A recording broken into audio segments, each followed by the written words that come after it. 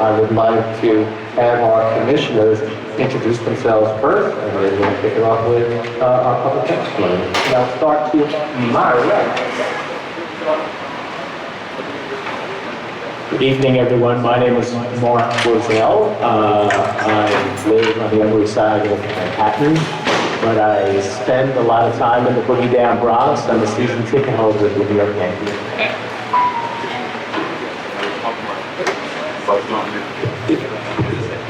Good evening, everyone. Lisa Soren, lifelong resident of the Bronx and the Bronx Chamber of Commerce.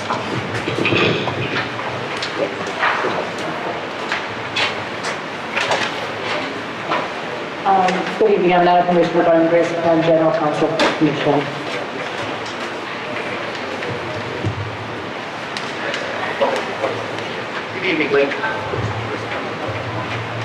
Good evening, ladies and gentlemen. I'm Darren Forster. I'm a lifelong resident of the Bronx, and I'm happy to be here as your commissioner to represent you as a population. Good evening, my name is Misbah Udin, UDDIN, and I am representing Queens. Thank you. Good evening, my name is Marilyn Brown. I'm a retired administrative judge in the Federal Court in Brooklyn, and I live in Brooklyn, but I've loved coming up to the Bronx. I'm learning a lot about the Bronx. Good evening, everyone. My name is Jovan Koyana. I'm from the Bronx. It's my alma mater. Good to be home. Kevin Sullivan, I was born in the Bronx and now live in Manhattan. Good evening, John Flato, Executive Director.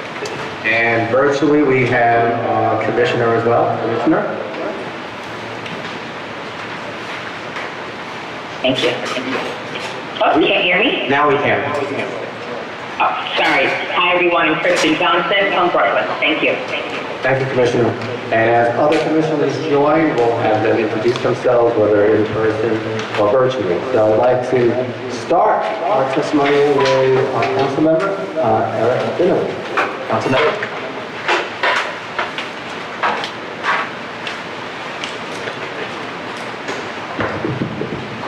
Good evening. It's good evening, commissioners, guests. I'm Councilmember Eric Dinowitz, representing the 11th district here in the Bronx. That's right. The best district. In fact, this institution is in my district. I'm very proud of that. And we're doing the hometown thing. I took 2 courses here at Ewler College as well. All right. I'm also the co-chair of the Bronx delegation, and I first want to thank the commissioners and the staff for the incredibly important and challenging task before you, and the work that has been done so far. The district lines, though, that the commission draws must take into account communities and interests, but these communities are not always reflected in the neighborhood lines laid out in census maps. The draft lines are a good example of that reality. Residents of the Bronx and its elected representatives live and breathe these streets, these communities. I've spoken extensively with local residents and seek to encapsulate their needs, and I look forward to the next set of maps that reflects the voices of Bronxites. In the Commission's draft, for example, the neighborhood of Wakefield was completely removed from the 11th district and added to the 12th district, and part of Kingsbridge Heights was moved from the 14th and added to the 11th. For reasons I will explain, this is the opposite direction in which the district needs to be remapped. I urge the Commission to consider changes to their draft maps to meet the needs of residents of the Bronx. The first issue is the historic nature of District 11. The northwest section of Wakefield has historically been part of District 11, and Kingsbridge Heights has historically been part of District 14. This history is a reflection of shared interests, and the newly drawn map should include Wakefield in District 11 and ensure that Kingsbridge Heights remains united with District 14. But it's not just history that dictates the importance of including Wakefield in 11 and ensuring Kingsbridge Heights remains in 14. Beyond the historic nature of the district, District 11 is currently home to communities of interest centered on housing, which is the second issue pertaining to this map. District 11 contains neighborhoods that in the north are generally zoned R1 through R5. This means homes and buildings that are generally lower in density than other areas in the Bronx and represent unique needs as it relates to property taxes, to parking, cleaning services, DSNY, public transit, and more. And with the Commission's draft, residents of Wakefield who share those same unique needs as other neighborhoods in District 11, like Kingsbridge, like Riverdale, like Woodlawn, would be added to a district that includes a significant number of residents in large developments. Conversely, parts of Kingsbridge Heights that were added to District 11 should be united with District 14. In contrast to Wakefield, Kingsbridge Heights contains zoning regulations and buildings that are more similar to those in District 14. To ensure that communities with similar housing are united, I urge the Commission to consider these changes. Beyond the zoning, the third issue deals with renters and owners. According to census data, Wakefield has proportionally more owners of property than Kingsbridge Heights, which has proportionally more renters. Renters and owners each face their own unique needs, and the district lines must reflect these aligned interests. If the renters in Kingsbridge Heights are united with other renters in the 14th, they can mobilize their political power to fight for their shared interests. Similarly, owners and shareholders united in the 11th district can mobilize their political power to fight for common needs. The owners in Wakefield have an aligned interests with the other owners in the North Bronx, while the residents in Kingsbridge Heights have shared interests with other parts of Kingsbridge Heights and University Heights. Now, as a Bronx delegation, we are working together to construct a Bronx unity map that reflects the communities of interest that we all know and understand at a block-by-block level. And we will submit this map electronically. But given the factors I outlined above, I urge the Commission to retain the 2012 lines for Council District 11 with the following changes based on the communities of interest that I mentioned before and population changes. In Wakefield, adding blocks south of East 233rd to East 238 from Bronx Parkway in the west to Bronxwood Avenue in the east, adding everything north of Nereid Avenue, add areas west of Bruner and east of Barnes between Nereid and Pittman, the area whose north border is Pittman, whose east border is Gunther Avenue, whose southern border is East 232nd and runs west connecting to the rest of District 11, and include the square block between Bronxwood Avenue and Paulding Avenue and East 233rd, East 232nd Streets. In the area of Kingsbridge Heights, the area that was added to District 11 in the first draft of this maps should be reunited with District 14, and in the maps that I will submit electronically, including additional square blocks of the Kingsbridge Heights area to add to Districts 14 and 15. I thank you for your consideration and look forward to the next round of maps that reflects the collective will of the residents of the Bronx. Thank you, Council Member, for your testimony. Next, we have Council Member Amanda Ferreras. And we're working on the feedbacks. I know we're getting feedback here, but it's being worked on. Hopefully, we'll have it resolved. So, sorry for the thumbs down, but it's just, unfortunately, the technology and the reality. So I'm not sure how we address it, but we're looking at it. Okay, thank you. Council Member? Yeah, she's virtual. Thank you.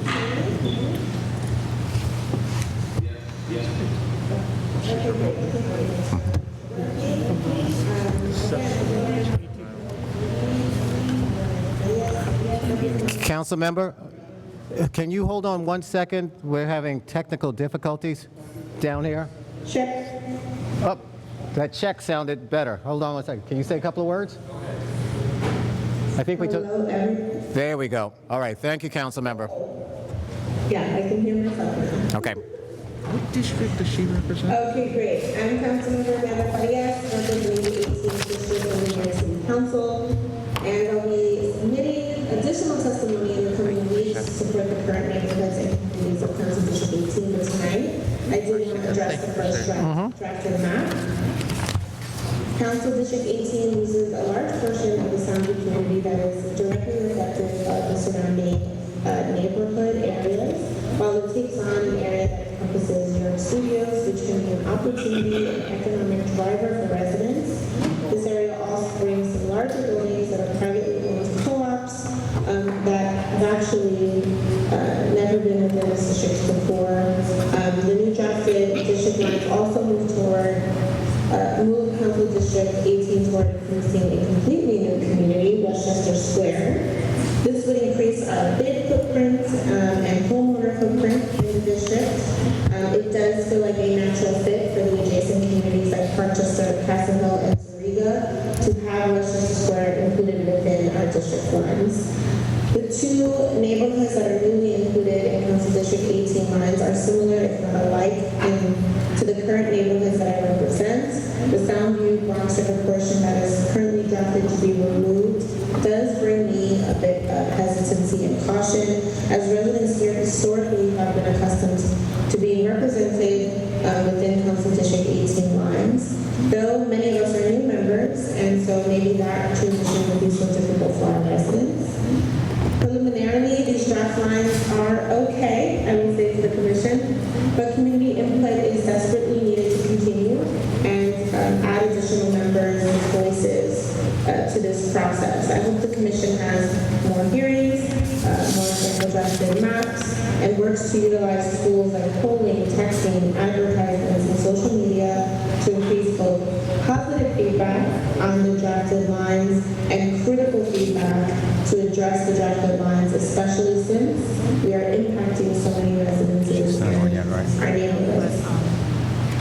Lastly, I do want to reaffirm that the newly drafted lines for Council District 18 continue to keep Parkchester whole and the Classen Point Party Park communities whole. From the Parkchester community to the residents of Classen Point, every constituent in the proposed lines for Council District 18 are connected by culture and politics. It is crucial we do not fragment communities who have already had a long history of underrepresentation and underfunding. District 18 is a Black and brown community, but in recent years, a large increase in Asian immigrants to Parkchester, reflected in the 2020 census data. Our Black and Latinx neighbors have been able to build generational wealth and opportunity by building a life in Parkchester. And the Bengali Bangladeshi community has created a cultural hub on Starling Avenue, directly connected to the Parkchester-Castle Hill borders. Parkchester is the largest privately owned affordable housing property in the country, and with more than 40,000 inhabitants in the Parkchester complex. It's critical that we keep this entire complex together as residents share similar demographics and quality of life issues. Classen Point, Party Park, and Soundview are all waterfront communities, and in recent years have seen increased resiliency efforts and new transit infrastructure, including a new ferry landing, and will continue to need additional support when it comes to protecting our coastline. These communities have a long history of interconnectivity that has afforded the larger Latinx and Black community members the opportunity to continue on generational wealth. It is important because of this history that these communities deserve to be kept together under the same representation. I'm proud to not only represent such a community-centric district, but also to be a product of this culturally rich and unique communities that make up the past and currently redrawn Council District 18 lines. Thank you to the New York City Redistricting Commission for convening us all here today, and to everyone testifying today for listening to one another and advocating for your communities. We don't defend our lines now and say that what needs to be kept together or what needs to be challenged a bit to move forward. It's our communities in the outer boroughs who are going to deal with the decades of divestment and feel it the most. Council District 18 does not have too many drastic changes, but that doesn't mean we can take a back seat in standing up for our communities to rely on one another every day. So I hope to encourage more people to submit both public testimony today in the next couple of days in their efforts, but also get your neighbors to submit testimony online. All of that will be considered in this process. Thank you. Thank you, Councilmember. Councilmember Kevin Riley?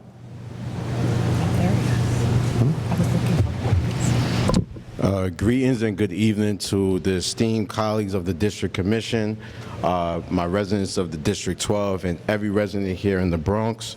I thank you. I come before you today as Kevin Riley, the council member. But before I was Kevin Riley, the council member, I was a young boy born to Jamaican immigrants who migrated to the 12th District in hopes to create a better life and legacy for our future of our family.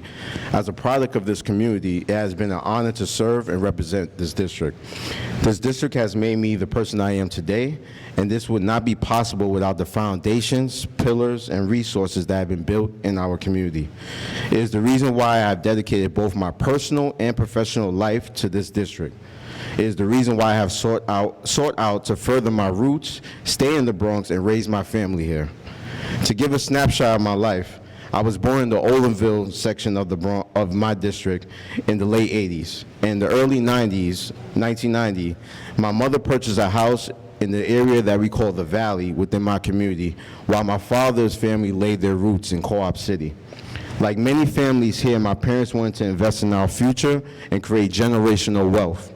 For a Jamaican immigrant, coming to America meant a place of opportunity, and the Northeast Bronx was and still is my home and the largest area of Jamaican diaspora in the city of New York.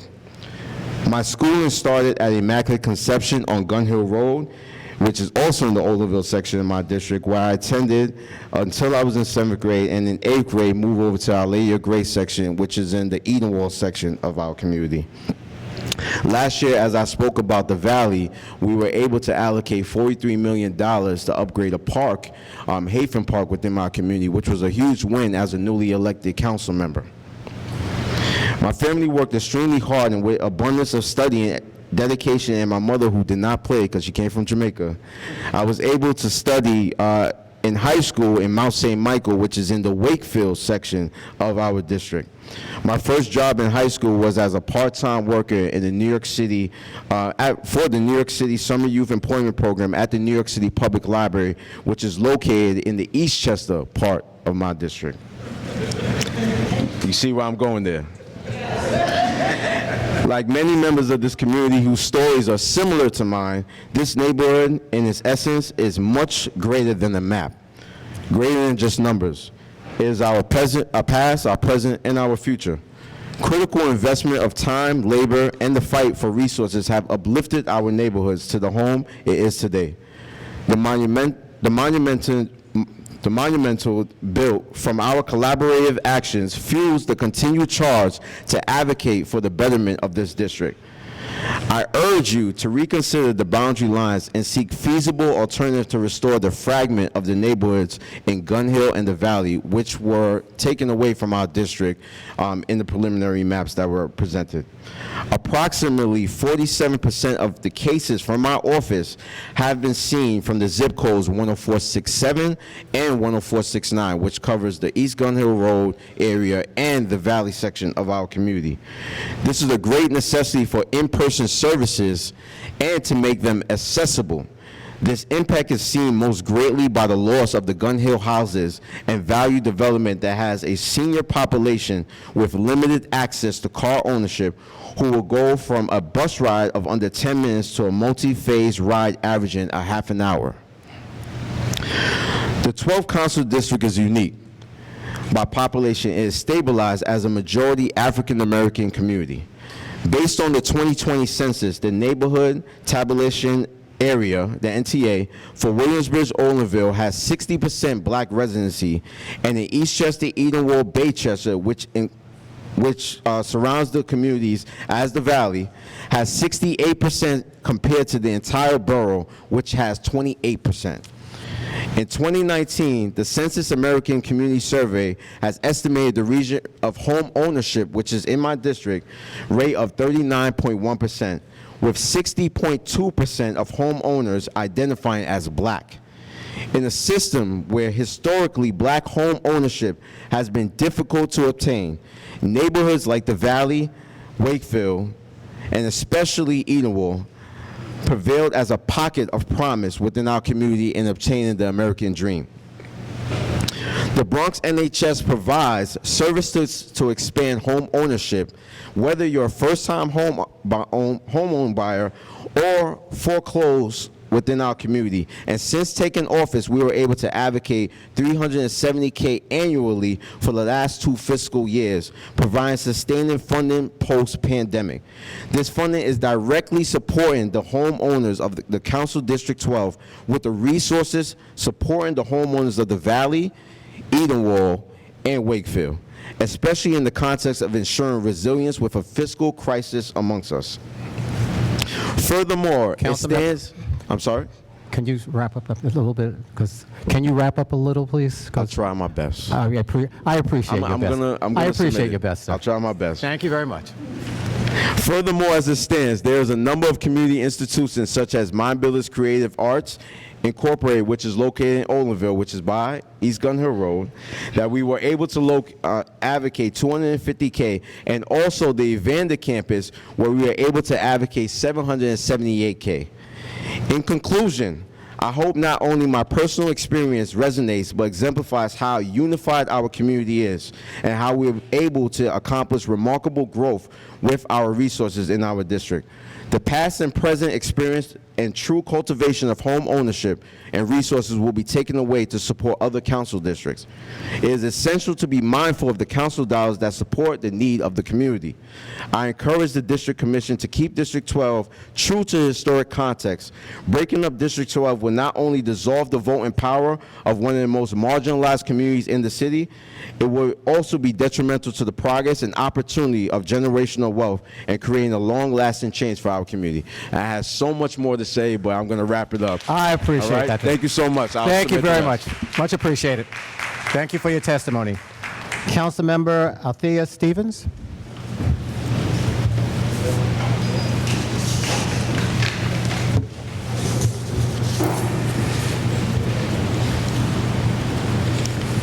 Good afternoon, or good evening. As a duly elected city council member of the district, I would like to say the following. First of all, I want to recognize the work that's gone into drafting the new council lines. This is undeniably a difficult task and is appropriate in the care and consideration the Redistricting Commission has put into this process. However, given the historical disenfranchisement of my community and the community I'm privileged to represent, I believe it is my responsibility to write and express my concerns and relying on some of the feedback that I've been giving by my constituents of District 16. I would like to first start off by taking the time to talk about things that you added to the district, that the commission has added to the district that I believe is a great improvement, like uniting 161st Street bid into one council district. This is essential as this additions to the district. I have been working very closely with the new bid director to bring opportunities to local businesses and owners, increasing the engagement in local residents. I would like to also say that adding the additional Joyce Kilmore and Fred Siegel Park to the district will strengthen the work that I've been doing with the 4 Parks, which is an organization that helps community members volunteer to keep the upkeep of the park. As most of the group volunteers in the district live in District 16, I was proud to be able to allocate them their first councilmatic funds so they can continue to do their work. But moving on to some of the difficult things. Like many other predominantly black and brown areas of the city, District 16 includes disengaged communities, communities that have historically been left out of the decision-making process, and do not feel motivated to be engaged now. According to the American Communities Survey, approximately 32 to 40% of the district residents live under the federal poverty line, with one of the most highest shelters rates of children and shelters and populations in the city. Although this makes the job of the Redistricting Commission more complicated, it is important to consider and weigh those unheard voices in this process. Just because someone is aware or unaware of how to engage in this process does not mean they should be ignored. I'm here today to implore the Commission to pay attention to such communities that have been left out of this conversation. Engaging those communities, uplifting and unheard voices has been a priority of my office, and I've just started making inroads. I partner closely with my community board to build up leaders and demonstrate to residents that they have access to the elected offices. Dividing those communities will erase the progress and further disenfranchise residents from getting involved. In addition to the work I've been doing with uniting, strengthening communities, I have particular focus on youth, working closely with principals to meet their needs. I have a particular partnership with principal of IS 229 at 275 Harlem River Drive, Harlem Park Bridge, with a collaboration focused on local gun violence. I asked the Commission to consider keeping the school in my district so we can continue to build on the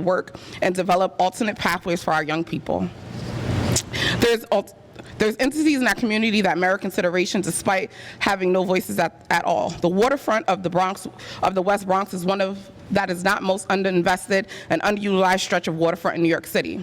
Much of this stretch along the Harlem River Drive is a dumping ground and virtually inaccessible, and an issue I've been working with local advocates even before I was in office.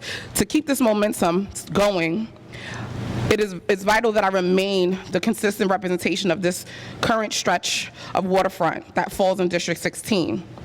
Maintaining it is even more expanding and ununifying the West Bronx waterfront would allow a growing coalition of current base hybrids to coordinate closely with the council member's office to fight for equity, resources, and recognition. Additionally, dividing the West Bronx waterfront and separating the hybrid section from Roberto Clemente puts that into jeopardy with growing coalitions. The largest concern I have after reviewing the preliminary maps concerns the preservation of the Black community. I've consistently heard growing from Black community leaders that their voices will be diluted, and the beautiful diversity of the Bronx will not be adequately reflected in the future. As this was implemented for the creation of the Voting Act of 1965, this is of grave concern for me. Comparing the current maps of Council District 16 to the preliminary plans released on July 15, the portions of the Black population decreased from 46% to 36%. Some of this is changed as a result of the removal of two historical, prominently African American communities from District 16 map. The areas include Woodstock Terrace and Forest Houses, and between Trinity and Tinton. And those areas include Sedgwick Avenue and Undercliff Avenue, and River Park Towers. As those areas, the African American population of the Bronx has been long-standing present and long history of active community leaders. It is imperative to keep those communities together, as it is currently represented of the district. I implore the Commission to consider reinstating Council District 16 to include those neighborhoods and preserve the unification of those communities. I appreciate the opportunity to share my testimony and feedback on the preliminary maps as has been shared with me. I urge the Commission to take the above issues and concerns into consideration as we revise the preliminary maps. Thank you. Thank you. Council member, 1 second. Thank you first. And what school did you say? IS? IS 229. 229. Okay. Thank you very much. Thank you. And I'll be submitting in writing as well. In addition to the Bronx, we'll be submitting a unified statement and map to talk about it because the delegation is working hard on that as well. Thank you very much for your testimony. Next, we have former council member Andy King, virtually.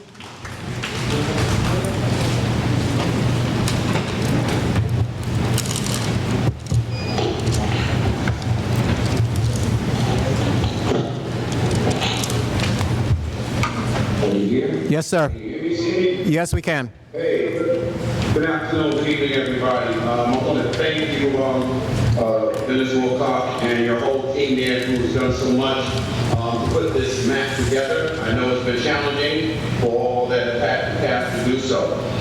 As a resident of the 12th District, who served this in the council, I got to thank Councilman Rowney for his earlier message about how we stick together and stay together as a neighborhood.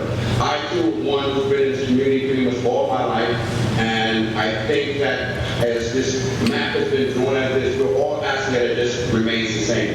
And if there has to be any adjustments, those adjustments are so minimal that it doesn't break up the historic value of our community.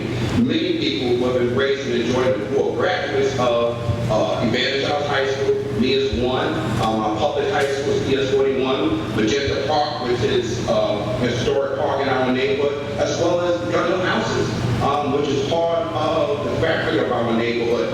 And I know that our community has been listed as one of the top residential homeowner districts in the city of New York. And it'd be a disservice to break up that power. When I talk about power, we're talking about voting power. We know homeowners bring a different energy, as well as our renters and our apartments bring that energy to make up the 12th district a great district. So we would hate to see us lose part of the valley, which is a very historic part of many who have enjoyed parties, dances, just a great place to take your families out to. But we communicate with each other as family. And it would be disturbing to say because numbers might have changed that the lines are being drawn that will break us up as one. So we're asking this commission to reevaluate, reassess what the plans are in regards to the 12th district. They did this to our 16th congressional district. We know that this neighborhood, the 12th district, has led the voting in the borough of the Bronx the last 10 elections because of the homeowner and the black vote. What they did to Congress, our 16th district, they broke it up into 3 districts and took out the first black congressman ever to represent this neighborhood. So we just broke that up for no particular reason why he couldn't continue remaining representing us. So to do that for the same district of the 12th district, where we're taking our homeowners and we extend the lines up further north, that we're looking at more shelters, more factories, commercial strips that take away voting power, it doesn't bring anything better to the 12th district. And I know, no matter what your color or your hue is, blacks can represent Hispanics, Hispanics can represent Asians, whites have represented the 12th district in the history of this community. So now it doesn't mean because we may have any more additional Asians or Hispanics coming into the 12th district that the lines should change, or we should take out pieces that are historically part of it to make sure that the 13th city council district or the 15th council district are looking for more home ownership, or looking or saying because the ethnicity might be changing a little bit, that we should draw these lines that create a breakup of the historic value of our neighborhood. So, Mr. Walker, and to everyone who is in the room today, we're asking for your love, we're asking for your compassion. We thank you for the work that you've done, but we're asking that the 12th district remains the same with little adjustment possible and necessary, because we've earned it, we're worthy of it, and we're value of it. And to all our young people who go to the middle schools and the high schools, they're looking to continue to have friendship in those same schools and those same buildings, and not being able to be separated by a line that the conversation might be done differently because the elected officials are differently, and there's a different message in those coming out of those districts. So we're praying that we keep our district strong, we're praying that we keep it black strong, we're praying to keep it homeowner strong, we're keeping it voter strong, but more importantly, just keeping it strong as residents to the 12th district. And if there's a way that we can keep the map the way the previous map was, with very few changes, and keeping gun hill houses in, and we ban the child in the football field in, and our PS41s, and our magenta parks, and our immaculate sectors, and our valley park, to split the valley up in 2 half for our homeowners, it makes no sense. I know many of you don't like the but we ain't us to stick together as us, and we're asking you all to respect the words that are coming from us to keep the Death 12th district whole. I thank you for your time this evening. May the Lord continue to watch over each and every one of them, because it's a tough task that the commission has to do by responding to all these changes, and we're asking us that our change doesn't be a change of destruction, but it becomes a message of us being able to move forward and stick together and stay together as a 12th district. Thank you again for everyone today, and thank you for your time. And thank you very much for your testimony, sir. We'll stay in person for now, and so the next 3 individuals here are Beatrice Coronel, Bernadette Ferrara, and Essence Scott. So if you can line up at the microphone, starting with Beatrice, is it Coronel? Thank you very much. Hi all, thank you for having me. And my glasses. So I'm Beatrice Coronel. I am a resident of Council District 12. Thank you, Councilmember Riley. I echo everything he said. Former Council Member Andy Cohen. I am also the chair of Bronx Community Board 12, but I am here representing myself as a resident. Your mic might not be... Can you hear me? I can hear you, but you they can hear may me not now? be able to Okay. hear you. So I'm Beatrice Coronel, resident of Council District 12, and I'm also the chair of Community Board 12, but I'm here representing myself as a resident, speaking. Every opinion is my own. So to the members of the Districting Commission, thank you for having us here. As I said, my name is Beatrice Coronel, and today I'm here to testify as a resident of this district. I would like to emphasize that Council District 12 is an organically dense black home ownership population. I'm a homeowner with my daughter as well within this district, and the preservation of this district's representation matters. My background is also in mental health, so I do understand that the fabric of the community is really important. After the pandemic, there was a lot of issues issues that arose within our district, and we're working really hard to surpass that. And so continuing to keep a unified community is of utmost importance. I have lived in this neighborhood of the Bronx for the past 5 years, and I am requesting that you reconsider the boundary lines to help keep my community unified and intact. Our community in Council District 12 has shared values and needs, and as such, there should be shared access to the services. Dividing the district along these borders will require a further distance to municipal government services, and in most instances, double the travel time, particularly via public transportation, to access such services. I would like to note that in a survey taken amongst the people of this district, 60% of the sample shared that they had to travel outside of their district for services. Redistricting would increase this percentage, which would put us at a great disadvantage. The 12th Council District, as it stands, is a close-knit community with shared values. This district also holds a unique population as a majority Black community with a higher average of home ownership, as I previously mentioned. The neighborhood tabulation area for Williamsbridge, Olinville has 60% Black residency, and Eastchester, Edenwald, Basechester has 68% Black residency compared to the borough, which has 28% Black residency. In 2019, via the Census American Community Survey, it is estimated that the region has a home ownership rate of 39.1%, with 60.2% of homeowners identifying as Black, compared to the borough, which has 18.9% home ownership, with 29% of homeowners identifying as Black. To divide this community would negatively impact us and disenfranchise the community and weaken political power. As a result, I, Beatrice Coronel, am compelled to testify to the commission and ask that they reconsider these district lines and reconsolidate Gun Hill and the Valley. Generations of family have grown up together in this community, and I would like to continue to build with my neighbors as a consolidated entity. For decades, the members of this district have built meaningful relationships by attending the same schools, faith institutions, senior centers, and now finding ourselves and subsequently our resources immensely divided, again, would put us at a disadvantage. We have spent decades fighting for adequate funding for our community and especially our schools, such as Evander, and alongside our council representation, we were able to secure $778,000 for capital improvements for Evander High School campus. This school is a District 12 community institution with generations of residents in this community attending this school, and a beacon program where we can send our kids. Again, taking this out of that district would leave a lot of our kids without the option to attend this high school. These programs require adequate funding, and the neighborhood council districts already have existing commitments and institutions such as the Columbus campus in District 13 and the Roseville campus in District 15, and it may take away resources from other districts to ask them to carry this charge. In conclusion, as a long-standing resident and member of Council District 12, I implore the Commission to keep our families together, our limited resources intact, and restore the original district boundary lines. With today's climate, where we are forced to compete for resources, it is imperative that we keep our Council District 12 community intact. Our goal is to continue to grow our resources and elevate the quality of life for those within this district. Thank you for your time. And thank you for your testimony. Is Bernadette, is it Ferraro? And then after Bernadette, we have Essence Scott. Yep. Okay. Okay. Good evening. Good evening. It's a pleasure to be here tonight. My name is Bernadette Ferrara.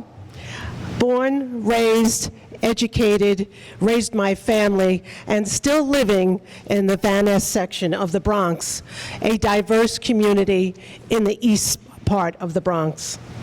I've served on Community Board 11. I serve on Community Board 11 and represent Van Ness since 2008, and am a founding member and current president of the Van Ness Neighborhood Alliance, a 501c3 formed in 2010. Today I speak again as the lifelong resident.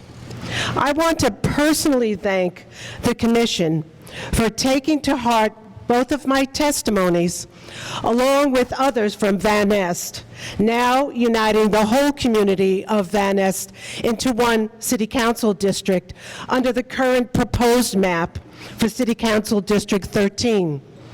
The proposed lines include all of Van Nest, aligning us with the fabric of low-density community issues present in Community Board 11 and the 49th Precinct are both located in City Council District 13. With the Van Nest neighborhood united as one, we will be better partners with neighboring communities as a stronger united front for common community problems, events, and major goals. Uniting Van Nest has also aided in connecting the larger Yemeni population in Van Nest. We are no longer a tale of a split community sitting on the fringe of two city council districts. We hope the current proposed lines for City Council District 13, which keep Van Nest as a whole within its borders, moves forward to be the final lines. Van Nest looks forward to achieving their major community goals that have been needed for decades. That being a Boys and Girls Club or community center, middle schools, youth programs, senior housing, and veterans housing. I truly appreciate and commend the Commission for holding this public hearing to receive additional community input for the new New York City Council district lines. Thank you very much. And thank you for your testimony. Essence Scott?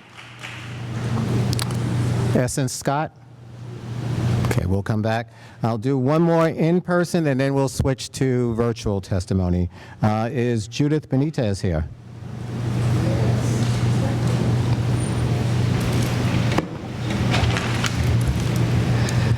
Good evening to everyone. My name is... If you can speak directly, I am. You are? Okay. I am. There you go. All right. Any closer? Okay. That's good. Thank you. My name is Judith Benitez, and I live here in the Bronx for, at least the Northeast Bronx, for the last 52 years. I am a current member of Community Board 12. I'm their secretary, but I'm here today as my person. What I'm asking and requesting you to consider the boundaries to help keep my community unified. Our community within the current boundaries has shared values. As such, there should be shared access to services.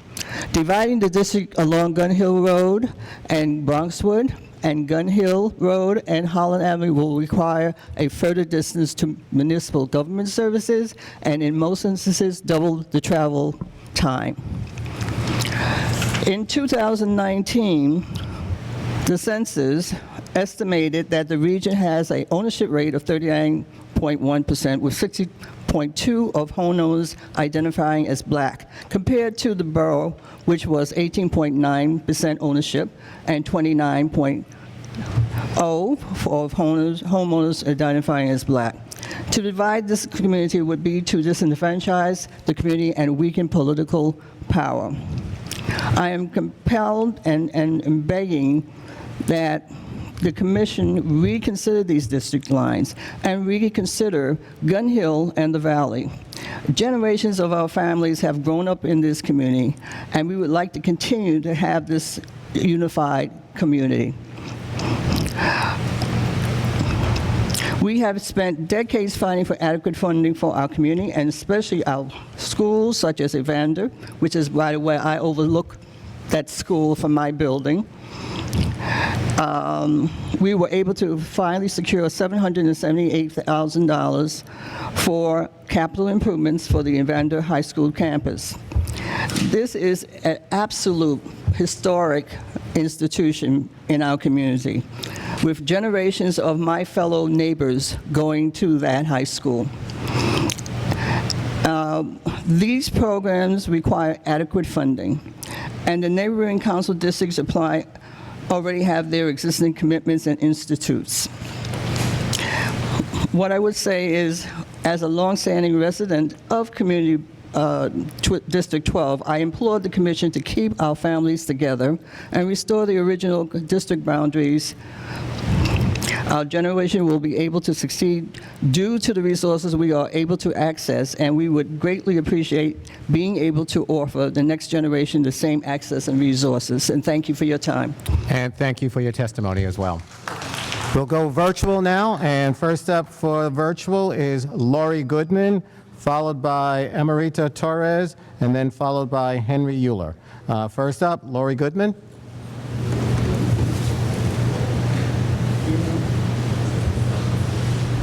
No. Okay. Next is Margarita Torres. Thank you. Can you hear me okay? Yes, we can. Great. Good evening. Thank you for the opportunity to testify. My name is Margarita Torres. I was born and raised in the Bronx. I live in current Council District 17 in the Bronx. I also serve as Democratic State Committee member for the 8th Assembly District in the Bronx, serving Longwood, Hunts Point, Soundview, Garden Park, and Passing Point. Before I was elected, I helped form a mutual aid group which worked to serve the needs of residents across the Bronx during the pandemic. Recognizing the issues our communities face, we organized and raised money to provide relief to community members. Since being elected, I continue that work while promoting critical civic engagement activities and outreach for the census. I also serve as a board member for the Women's Housing and Economic Development Corporation, or WEDCO. WEDCO provides comprehensive community development in the South Bronx, including building affordable housing, youth and family supports, workforce development, education, and wellness. Lastly, I also serve as Vice President of Policy for the Community Service Society of New York. In this role, I combine strategic advocacy with data-driven policy analysis to provide a more equitable city and state. So today I'm speaking in my personal capacity as a resident of the Bronx and New York City, and I bring the knowledge and lived experiences of all of these roles, which informs the testimony I present today. I have two main concerns with the preliminary maps.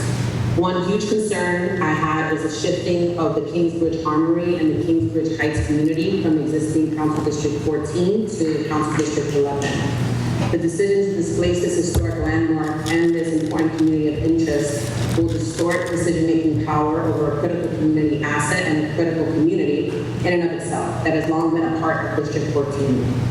My suggestion is to keep the Kingsbridge Armory and Kingsbridge Heights in District 14 and disturb as little as possible in the area to ensure continuity and protect the community interests there. Secondly, I have a deep concern generally about the unequal weight given to the voices of Staten Island residents in the current maps. The preliminary map creates 3 wholly contained districts within Staten Island and seriously underpopulates these districts at the expense of every other borough, including the Bronx. Every vote must count equally, one person, one vote, and the preliminary maps ignore that by drawing maps in the current way they are drawn. I urge the Commission to distribute the populations among the 5 boroughs more equally and equitably, and avoid weakening the vote of our communities. In closing, I want to sincerely thank the Commission for the opportunity to testify and for all the work they've done so far. Thank you. And thank you for your testimony. Next up virtually, Henry Ewler. Yes, can you hear me? Yes, we can.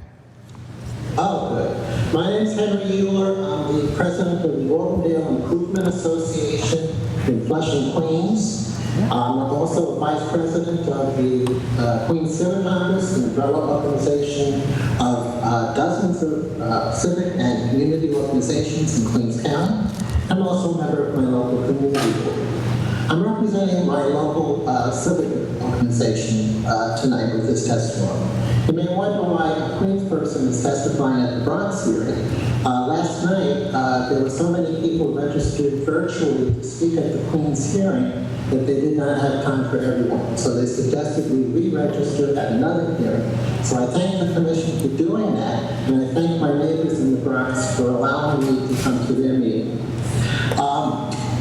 My civic association is a little bit concerned about the lines that have been drawn in the 19th district. In general, we're pretty pleased with what we have, but one section of our community is called Station Road, and that's been split into 2 districts. Part of it is in District 20 to the west, and part of it is remaining in District 19. Currently, all of Station Road is in District 19. Now, the last time this came around, 10 years ago, a similar situation existed. The proposal was to split Station Road, but after community members spoke, it was decided to specifically reunite Station Road into the 19th district. And that's what we're asking for now, is that district, the Station Road section be reunited into Council District 19. It's all similar, it's a similar area in terms of zoning, in terms of issues, so we feel that it should be together. That's a theme that I've been hearing all night tonight here at the Bronx meeting and also at the Queens meeting. People want to be, all the people want to be in the same neighborhood, want to be in the same district. And I think the commissioners should heed that desire of the people. Going a little bit towards the east of us is a section called Bayside Hills. It's not in my civic area, however, it's not a similar situation.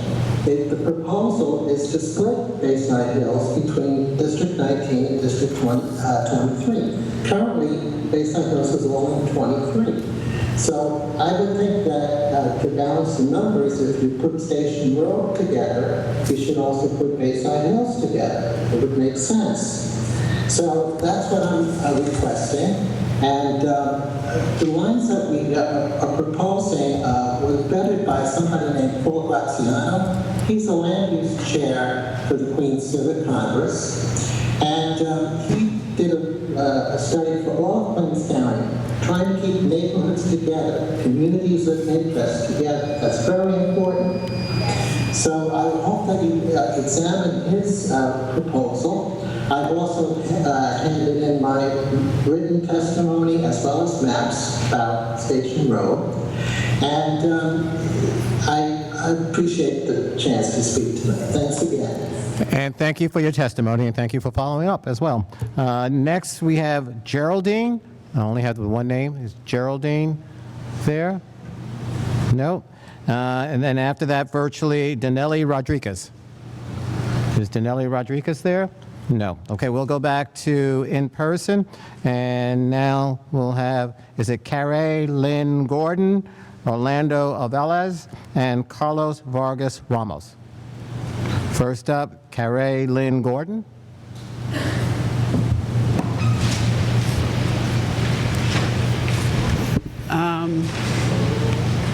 Just take this one. Good evening to the commission. Can you just move the mic down a little that way? Sure. There you go. How's that? Sounds better. Okay. Thank you Can very you hear much. me? Thank you for saying my name correctly. Oh, wow. That was awesome. Thank you for the thing. My name is Dr. Carey Lynn Gordon, and I'm here on behalf of District 12. I'm a resident there. I've been a resident there for 2 times 20 plus. And I was born and raised in the Bronx. I'm here to ask you all, unfortunately my phone died, so my script is gone with it. So I have to go ad lib. And you can submit it, as you know. Sir? You can submit it. Oh, I plan to. I Okay. still will submit it, but in the meantime, as I said, I was a resident there for a long time. I attended Evander Childs High School. I'm asking the commission to please reconsider the lines along Gun Hill Road.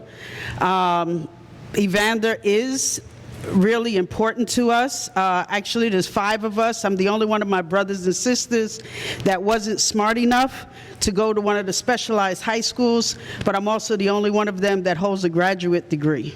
So I'm also very proud of Evander Childs High School.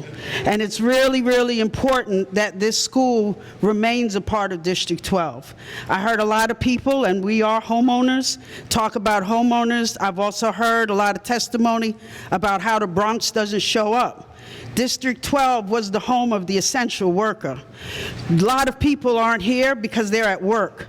Those homeowners a lot of times have to work 2 jobs to keep those homes and to pay our taxes.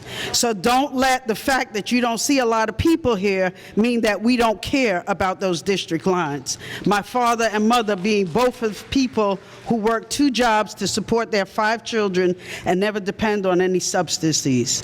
Okay, so again, I really ask the council to really consider what it is in the Bronx, what it means to us. Also, first generation of 2 immigrant parents who came here with little to nothing, that was able to buy a house and to work hard and still have that home today. We're being surrounded by lots of people who aren't homeowners, and we welcome them into our diverse community, but we also want you to take in consideration those of us who have worked and contributed to the upbuilding of the Bronx. Thank you very much. And thank you for your testimony. Next is Orlando Ovelas. Is Orlando here? Okay, we'll come back. Thank you for letting me know. Carlos Vargas Ramos. Good evening, Mr. Chair. I actually have a handout to pass out to illustrate my points. Sure. John.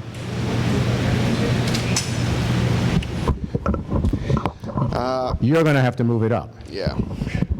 There you go. Mr. Chair, Commissioners, buenas tardes. My name is Carlos Vargas Ramos. I am the Director for Public Policy for the Center for Puerto Rican Studies at Hunter College, City University of New York, the sister institution of Lehman College. And I am here to comment on the preliminary council district maps drawn by the Commission, by you. Since my general impressions of the preliminary maps will certainly exceed 3 minutes, I will also be submitting written testimony along with our own analysis of the demographic changes that have taken place in New York City in the intervening decade. In the interest of time, my comments will center on how redistricting will affect the Hispanic population, specifically in the configuration of plurality districts, and the deviation of the ideal target population favoring districts in Staten Island. The Commission has drawn 29 majority districts and 22 plurality districts.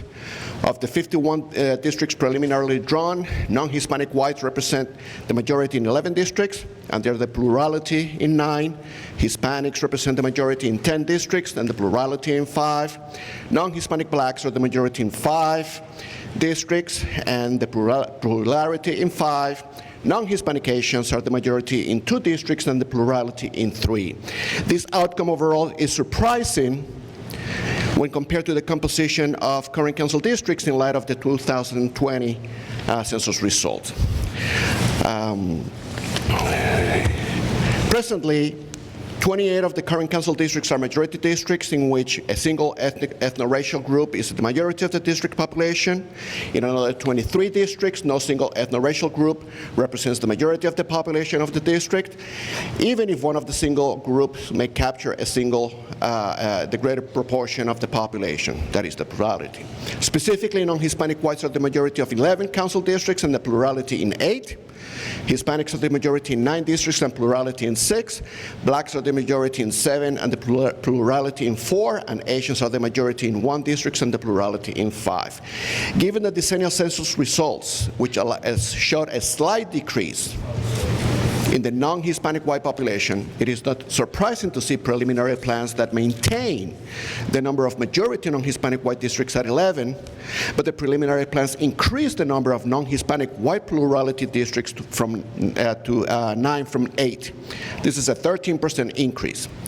In contrast, the number of Hispanic majority districts increases from 9 to 10, which is an 11% increase, but the number of Hispanic plurality districts decreases from 6 to 5, a 17% decrease. For non-Hispanic Asians, the increase of Asian majority districts from 1 to 2 represents a 100% increase, but a decrease in Asian plurality districts from 5 to 3 represents a 60% decrease.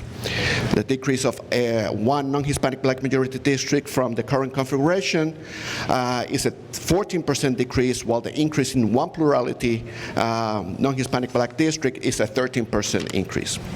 The difference in the district's population distribution in the preliminary plan that seems to position the non-Hispanic white population for descriptive representation disproportionately is evident in how those plans affect plurality districts. For instance, under the present configuration of district lines, 41% of District 7 is Hispanic, 28% is non-Hispanic white. On the preliminary plans, the Hispanic population in District 7 declines to 35%, while the non-Hispanic white population increases to 34%. The Hispanic population in District 7 did decline 13% between 2010 and 2020 under the current configuration, while the non-Hispanic population increased by 7%. However, the proportional decline in Hispanic population in District 7 under the preliminary plan is 15% compared to the disproportionate increase of 22% of the non-Hispanic white population. In District 7's adjacent district, District 10, which experienced a similar Hispanic population decline, 11%, and a similar non-Hispanic white population increase, 9%, the proportional population change on the preliminary district's plans was minus 0.9 and minus 0.3. And this doesn't appear to be commensurate with the actual population changes in these two districts. Can you start to wrap up, sir? Pardon me? Can you start to wrap up? I have comments on District 32, 34, 36. No, I will not read them. Okay. I will just point out to the fact that, and you will see them in the illustrations, that it is more than District 7 and 10. We also have District 38, District 26, and District 32. Briefly, I will just mention that in regards to the overrepresentation of districts in Staten Island, that there is, in doing a statistical analysis, there is a greater proportion of Hispanics having a slightly greater population than districts with greater proportions of non-Hispanic whites, which are associated with slightly smaller demographics. From numerical perspective, districts with fewer residents are thought of as having greater political power, as it takes fewer voters to elect a representative than has the same voting power in the council as residents of districts with more residents. Adherence to the one-person, one-vote principle prevents deviation from numerical equality in populations for congressional districts. I need you to wrap up, really. Okay. We hope that you consider that when drawing the council districts as well. Okay, thank you for your testimony. I appreciate it. Thank you very much. Judy Hudson. Is Judy Hudson here?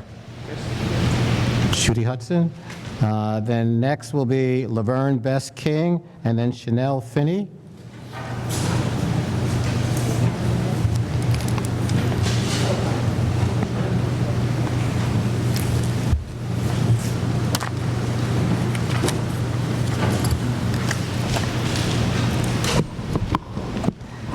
Okay. Good evening. I can't speak to the statistics. Can you just identify yourself, because I called Oh, yes, I will. Okay. I will, sir. Thank you. I cannot speak to the statistics, but I'm here on behalf of District 12, and I can only speak from my passion about the community in which I grew up. My name is Laverne Bess King. I have lived in the Bronx on East 221st Street between Paulding and Laconia Avenue since I was 3 years old. My grandparents, aunt and uncle lived around the corner on East 222nd Street. I attended elementary and high school in the district at PS 78 and Evander Childs High School. I left to attend college at Syracuse University and returned upon graduation and began my career starting as an assistant teacher at the Williamsbridge NAACP Daycare Center, then as a field director with the Girl Scout Council of Greater New York, servicing troops and volunteers in District 12, and later joined the NYPD and became the first youth coordinator assigned in Patrol Borough Bronx Community Affairs, in part and thanks to the connections and history built in our district. Our district is special to me personally because it birthed my passion for youth and community. My aunt, Laverne Turner, who is my namesake, was an integral part of this community, with East 219th Street and White Plains Road bearing her name. Working with her on countless community projects, including protesting for a traffic light on East 222nd Street and Paulding Avenue. That tells my age. It is these experiences and seeing my community come together that inspired me, along with my sorority, Alpha Kappa Alpha Sorority Incorporated, Eta Omega Omega Chapter, to begin a mentoring program. This program services young women grades 9 to 12 right here in District 12 and has done so for 31 years. There are narratives about Black communities that are disparaging and disheartening. I have never known that to be true based on my experiences in the district. Our community is strong, familiar, from Valley Day to Gun Hill Day and all in between. We are one large family spanning generations, many like mine. My children on East 222nd Street, my siblings in the Valley, nieces, nephews, and cousins in Eastchester and Co-op City, all living and raising their families in the district. It is important to maintain, cherish, and celebrate our district and leave it as is together. Thank you for your time. And thank you for your testimony. Is Chanel Finney? Welcome. Oh, well, I'm short too. Hi, my name is Chanel Finney. I too am from District 12. I was born in District 12. I went away for college at Utica College of Syracuse University. Came back, bought my first home in District 12, started my career in interning for housing preservation and development, then going over as a paralegal at Arnold & Porter. And beyond then, I have family still in District 12. And I'd say the area is very unique, and I was inspired to return based on the improvements made and the familiarity with everyone in the neighborhoods. Having lived in other Bronx districts, I can say when my coworkers and guests and clients come to visit, they feel a difference. And I think that sense of community shows based on, the DNA that is built into the area. We have so many, I'd say, like Commissioner Riley, like very passionate about the area, district leaders, other homeowners, our local businesses. There's a great sense of community, and it's very inspiring. The areas of the commission, you guys wish to remove that have marked out, have made long-lasting contributions. And it's interesting, from Valley Day, I used to go there as a little girl. I moved to Charlottesville and came back, and those traditions still exist. The local school activities from Evander, I used to got free lunch, whether it was a Sousa or like PS 111 or 112. The long-needed renovations and resources that have now taken place within the past couple of years along Gun Hill Road area, it was much needed, and they have finally been able to garner the support to get that. So, and also transportation in the area is not very consistent and reliable after you reach 180th, and coming into that area, those that you guys have removed on the map from Gun Hill up in Arnold in Co-op City, we rely on like Baychester Avenue and Gun Hill, those train stations, and they have to commute far to get there. So why not keep us together if there's already a divide on how we navigate? So I come here today to thank you guys for your participation and help of what you've done thus far, but to keep in consideration of keeping Gun Hill and District 12 together as is, and especially in that unique area of the Valley and Gun Hill. So thank you. And thank you for your testimony. Jose, is it Francisco Avila?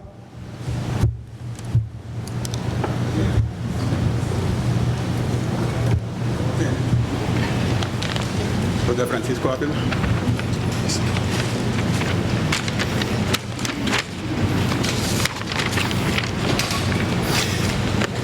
Greetings, commissioners, and thank you for the opportunity to testify. My name is Jose Francisco Avila. I am the chairman of the board of the Garifuna Coalition USA, Inc., a nonprofit community-based organization founded in 1998 and based in the South Bronx. I am one of the founding members, having been involved in the organization and its advocacy since its inception. The Garifuna community is an Afro-Indigenous community that began migrating to New York City in the 1930s. However, the discovery of this rich culture and tradition arose from the tragic fire on March 25, 1990, at the Happy Land Social Club fire. Most of the 87 people who perished were Garifuna. It was this tragic event that developed the foundation for the need to raise awareness of the Garifuna culture and heritage. The mission of the Garifuna Coalition USA, Inc. is to advocate for the rights of the Garifuna immigrants and strengthen our participation, civic participation within the community by nurturing local leadership through educational and cultural programs, and bring together community members across racial and ethnic lines. It seeks to improve the social, economic, civic, and cultural conditions of New York's Garifuna community. As a part of that mission, we embarked on our first effort to participate in the redistricting to ensure that we can define our community, the geographic reach, and advocate for our own interests. Currently, in the preliminary plan, the community is divided between 4 districts, 8, 15, 16, and 17. This division among our community creates issues in creating accountability from elected officials and limits our access to to critical resources which deepens the socioeconomic inequality that exists in our community. We have defined our community boundaries as Tremont Avenue on the north, 135th Street to the south, Webster Avenue to the east, and Brockner Boulevard to the west. Our community is interested in consolidating into as few districts as possible. Ideally, we would like to be consolidated in districts 8 and 17, and which will benefit our community by granting the attention and awareness of our community that our community needs, and will help build accountability for our community and empowering our voice through the political process. Thank you for listening to my testimony. I hope that I have given you a good description of my Garifuna community of interest, which has been hidden in plain sight for too long. Hopefully, this testimony will build our efforts to increase the visibility of the Garifuna community. Sereme, gracias, thank you. Gracias. Thank you, sir. We'll have one more in person, then we'll switch to virtual, and then we'll come back to in person. So Gloria Rodriguez? Is Gloria Rodriguez here? If not, I will call in person Alonzo De Castro.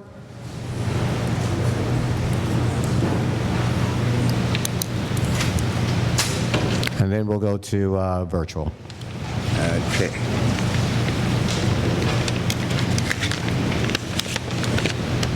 Good evening, Commissioners. Good evening. My name is Alonzo De Castro.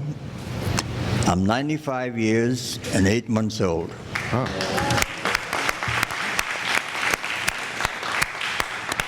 My family and I moved into our home on East 224th Street 58 years ago. My wife and I raised 3 daughters who attended the local public schools, and all 3 are college graduates. With our neighbors, we organized the East of Laconia Community Association, whose purpose was to ensure that we received the services of city agencies that we were entitled to. As the association grew, we developed a relationship within the elementary, middle, and high schools, where, with the help of businesses and our own funds, we were able to provide scholarships and grants to graduates. As a member of St. Luke's Episcopal Church on East 222nd Street, I founded an organization we named Men on a Mission to support the proposed building of a community center. Even though that center was never built, we used the money to provide scholarship for students. In 2009, I organized, along with Shirley Farron, the president of the NAACP Williamsbridge, the Northeast Bronx Community Coalition. The main purpose of the coalition was to petition our elected officials for a community center, which was lacking in our community. After many community meetings and meetings with our elected officials, the Northeast Bronx YMCA is now in operation with a membership of over 1,700. When we first moved into this district in 1966, every elected official representing us was of Caucasians. After many decades, and through the work of so many, the political landscape has changed. Now every elected official is Afro-American. That represents our community. And I'm talking about Community District 12, including our own borough president, Vanessa Gibson, and District Attorney, Darcel Clark, and the Speaker of the Assembly, Carl Hasty. The redistricting of the seats to the House of Representatives is causing our community to lose some Afro-American political representation. As to the proposed lines for Council District 12, that would exclude Gun Hill houses, Evander High School, I am against this. These two developments are integral parts of our community, and I am urging you to retain them within the district lines. Thank you very much. And let me thank you for your years of service to the community and to the city, and thank you very much for your testimony. Going virtual, we are going to go to Antonia Clemente. Antonia Clemente? Yes, hi, hello everybody, saludos.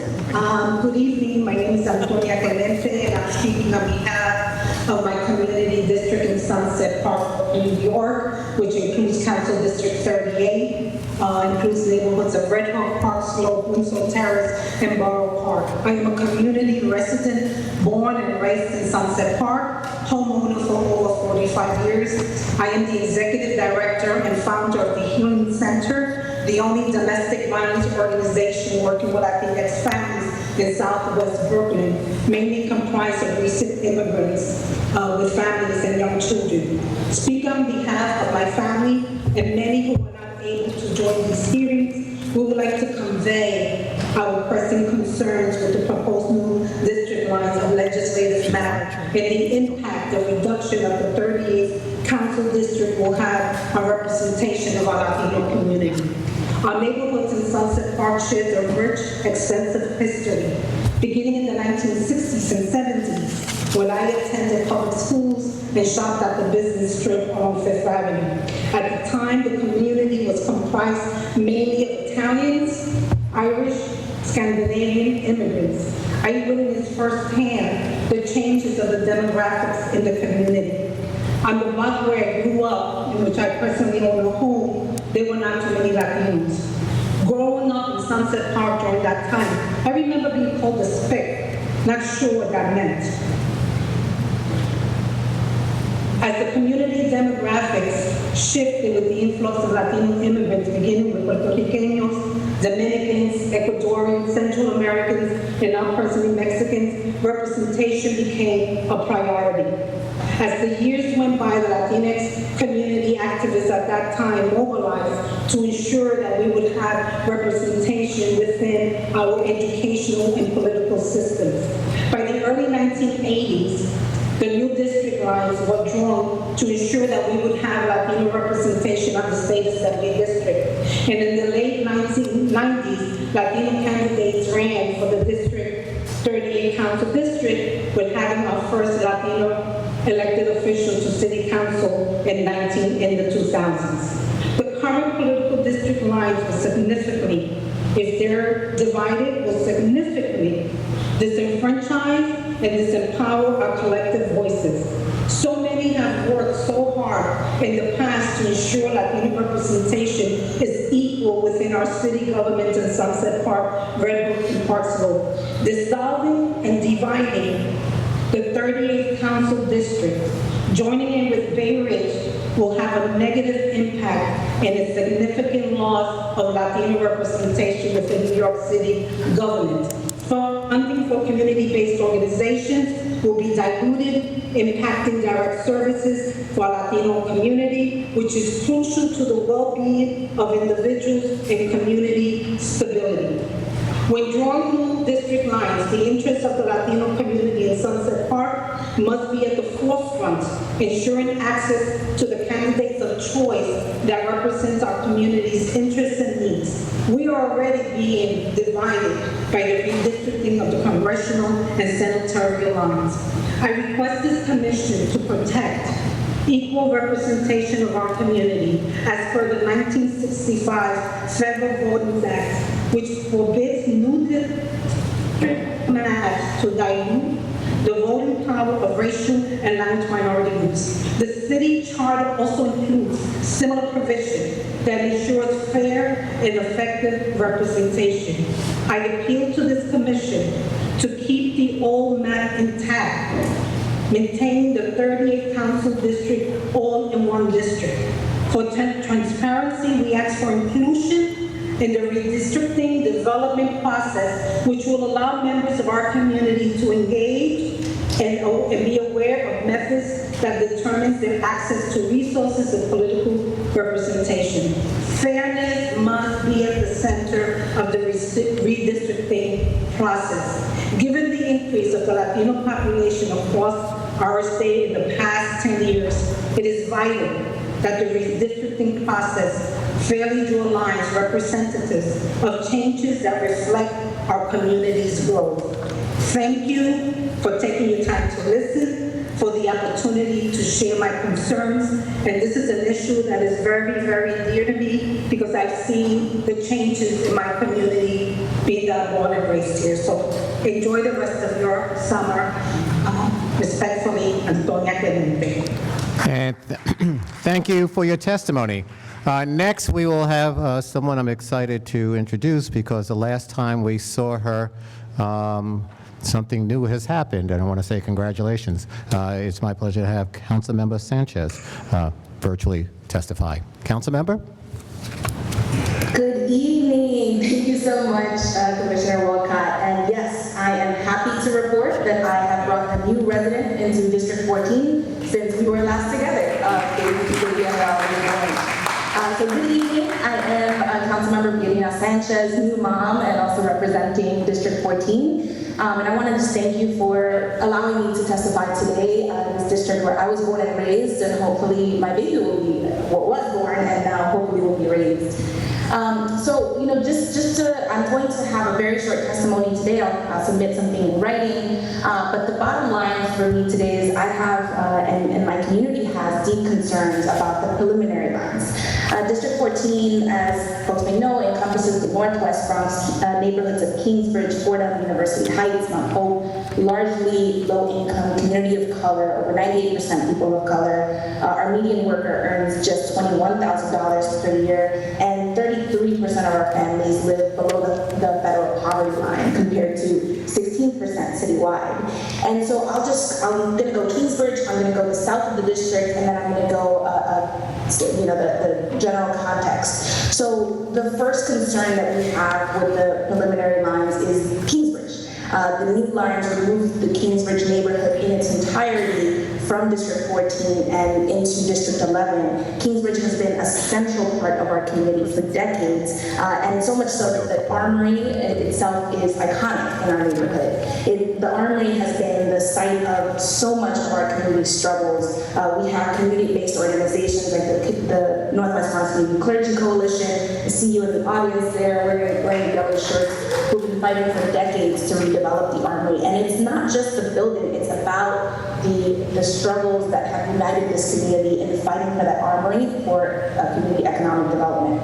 Second, Kingsbridge Road itself is home to a vibrant commercial district. The new maps draw a line right down the center, dividing one side of the street from the other, and these small businesses that are there are largely immigrant businesses that are serving the community and are very similar in profile in terms of ownership and who they serve and all of that to commercial corridors like Burnside Avenue, 183rd, 176th Street, other corridors that are also in District 14 and are very dissimilar to commercial corridors in District 11, frankly. And third, the Kingsbridge neighborhood itself is the largely Latinx lower income district, home to mostly renters who shop together, worship together, and study together. So moving this community as a whole out of District 14 into a wealthier, wider neighborhood or neighboring district would represent a dilution of voting power for protected class Latinos and a community that is a community of common interest with respect to so many of our socio-demographics. So the Kingsbridge neighborhood should remain in District 14 from the Armory all the way to Kingsbridge Heights.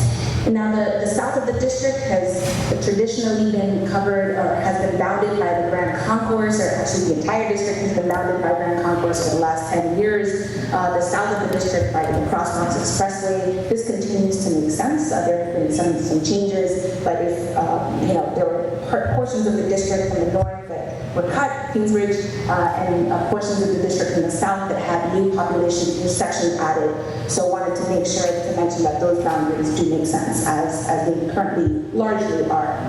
And then in the citywide context, someone mentioned this earlier, this district should be balanced. It's not fair for a part of the city, Staten Island. Sorry, love y'all Staten Island, but it's not fair for Staten Island to have districts that are smaller in population because that makes the rest of us have to represent more individuals, which is not fair to the individuals in each district. So there has to be fairness in that process because it's having spillover effects for the rest of the city. And so in closing, thank you. I want to thank the commissioners for allowing me this time for testimony. Many of my neighbors are here today as well. I'm very glad. And so the only thing that I would say is please listen to them, listen to the neighbors, and continue the work that you are doing, reaching out in communities, over social media, every single which way that you're reaching out, because it's at the end of the day, it's all about them. I'm only voicing the concerns that I've heard. So thank you so much, and I'm going to go back to my duty. And thank you, council member, and congratulations to you as well. Next up is virtually Denny, as is Salas. That's correct, thank you. And first, I want to congratulate the councilwoman for having a new child.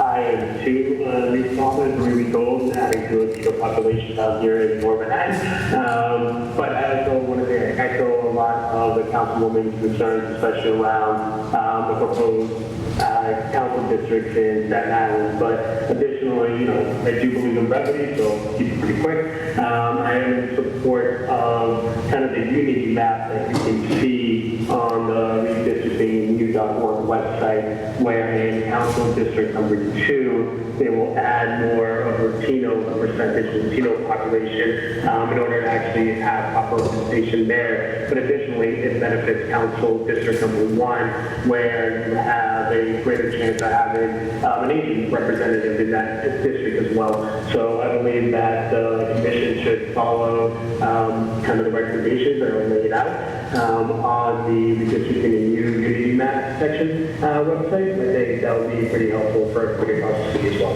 Thank you very much for your time, everybody. Have a wonderful night. And thank you for your testimony, sir. Next, virtually, Katherine Walsh.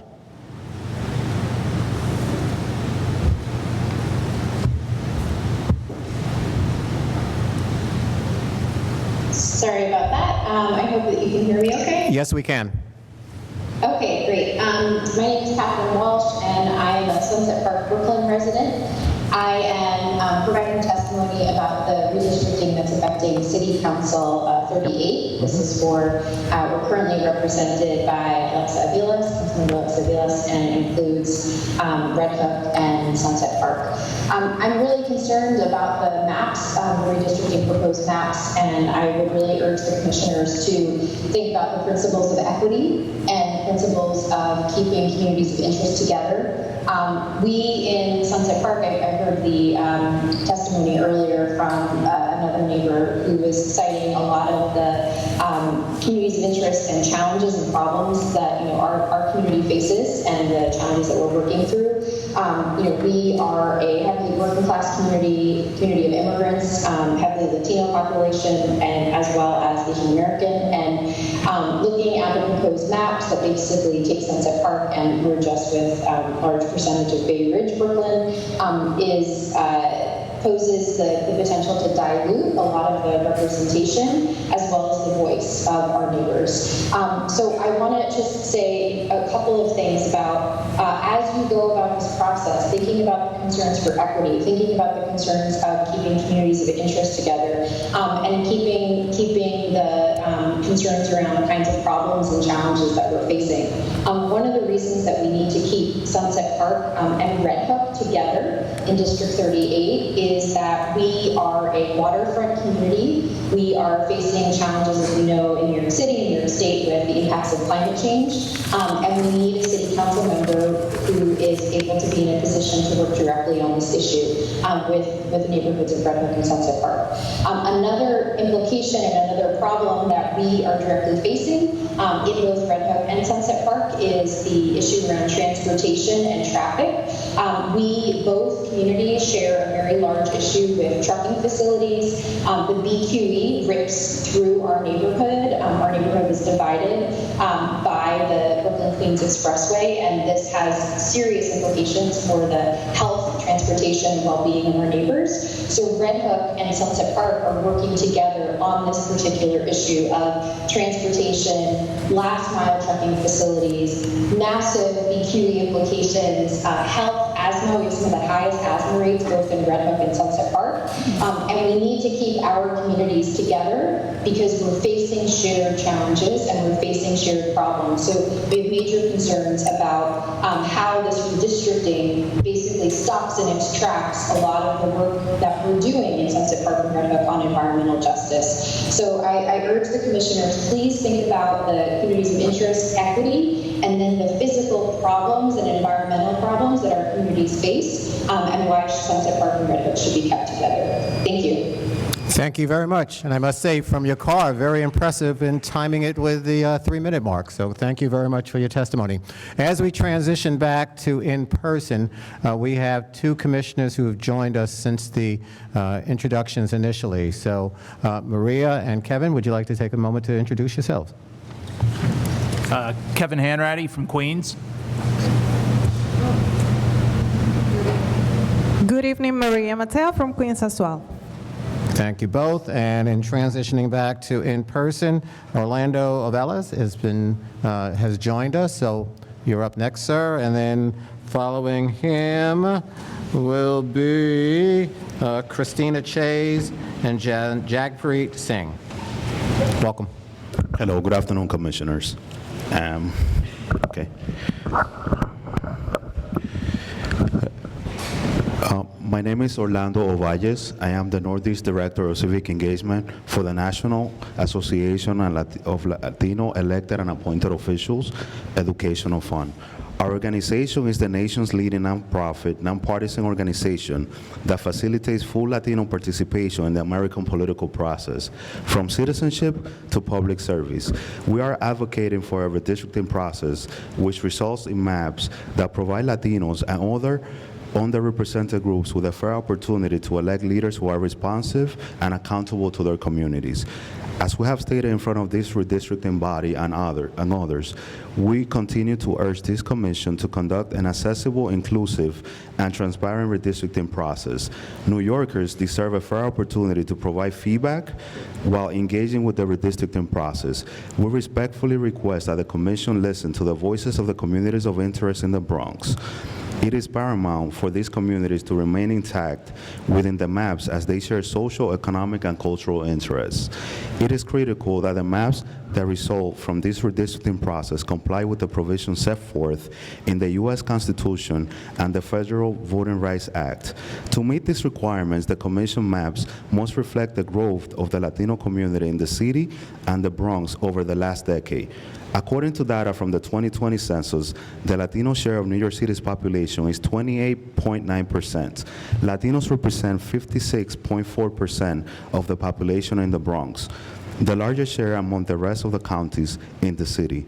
Throughout the state of New York, Latino population growth outpaced the overall population increase between 2010 and 2020. Here in the Bronx, the Latino population grew by 8.8%, while the borough's overall population growth was 3.5%. The maps must ensure that Latinos achieve a fair representation by having the opportunity to elect candidates of their choice through the new district lines. The Commission must also abide by the New York City Charter Chapter 2A, which sets forth the provisions for its operations. Through our work on Hágase Contar, a national campaign to ensure a full count of the Latino community across the country, we know that the 2020 census was unique in many ways. The pause on normal work and daily operation from the pandemic created a dire effect on Latino households, resulting in a lack of participation in the 2020 census. Additionally, the citizenship question that was proposed by the former administration, although rescinded, caused fear and lack of trust in the Bureau's mission and efforts to count everyone. The Commission should consider that nationally, the undercount of Latinos was 4.99%. As the only majority Latino county in the northeastern United States, Bronx residents are likely already underrepresented, and the data used to draw underrepresented in the data used to draw the maps.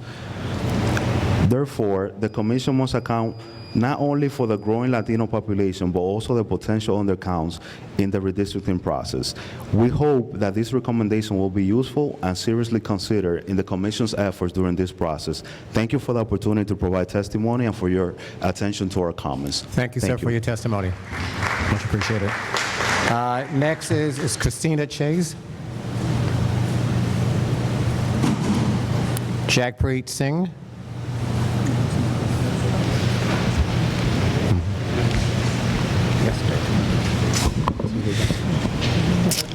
Good evening, Commissioners. My name is Jagpreet Singh. I'm the Political Director at DC's Rising Up and Moving. We work with the South Asian, Indo-Caribbean, working class populations around issues of housing, immigration, and much more. The South Asian Indo-Caribbean community has called New York City home for over 150 years. We are your drivers, your porters, the construction workers who build the giant skyscrapers, the healthcare workers who keep our hospitals running, food service and delivery workers that have put New York City on the map as a culinary institution. We kept the city running before the pandemic, we kept it running during the pandemic, and we'll continue to keep it running. Yet most of the districts where our community lives in, whether it's on the federal, state, or city lines, continue to be cracked. I'm here to talk about my community and the place where I lived, South Queens, areas of Richmond Hill, South Ozone Park, and Ozone Park. My family has lived here. The religious institution I visit every Sunday, my Gurdwara, is here. This area is defined by Jamaica Avenue to the north, Van Wyck to the east, Conduit Boulevard to the south, and the Brooklyn border to the west. This area is home to a large Punjabi, Indo-Caribbean, and Bangladeshi neighborhood. They shop along Liberty and 101 Avenue. Their religious institutions, the mandars, the gurdwaras, the masjids, the churches are peppered across the district. And their growth has been tremendous. Our community saw the biggest growth in New York City, and we are the reason that New York City did not, New York as a state did not lose 2 congressional districts because of the growth we saw in the South Asian community. This Richmond Hill is also the home to where we saw the first hate crime after 9/11, due to 9/11, where a Sikh man was beaten almost to death the night of 9/11. And we thought this would have disappeared, but we saw similar crimes pop up again just a couple of months ago against elderly people within our community. We have no representation currently, and we're tired of sitting aside and taking that.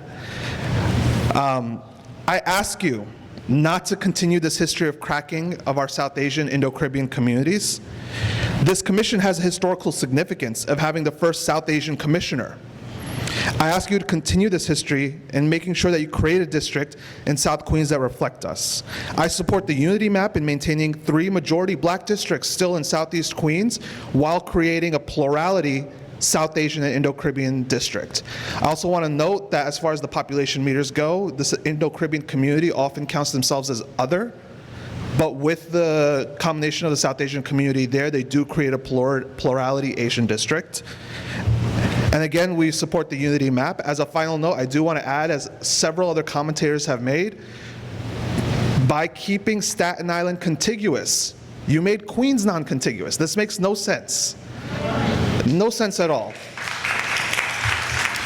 We need equity, and that only comes by one, as the council member has said before, one person, one vote. Please take that into mind. Thank you very much. Thank you for your testimony. Next is it Roshan Nippa?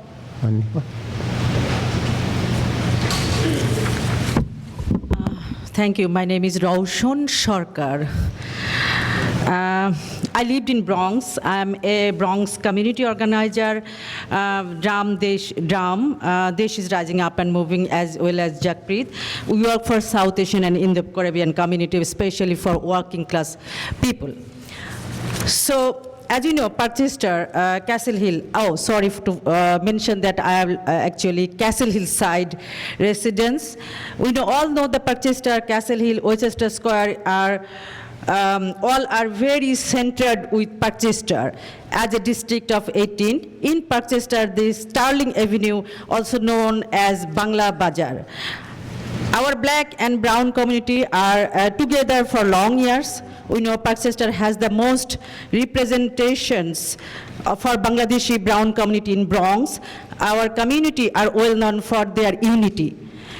As a community organizer, I work closely with South Asian community. I know how struggle they are for the language and for all food, community, clothing, and everything. So we just, if our district broken, it will be very difficult to get all the services, especially for the immigrant and newly immigrant community. So we are, if we are not together, that's the struggle I think most people, especially working class and color of people, will struggle. So I strongly demand District 18 as same for our Senate and Congress. That's why we can get more resources for our language and cultural based events and other services. We want keep neighborhoods and communities intact, keep districts compact, and limit district crossover between boroughs, avoid gerrymandering, and avoid oddly shaped districts, so that we can live together as well as build together. Thank you so much for listening me. And thank you for your testimony. Next up, excuse me, in person is it Nagawang Yaganistang?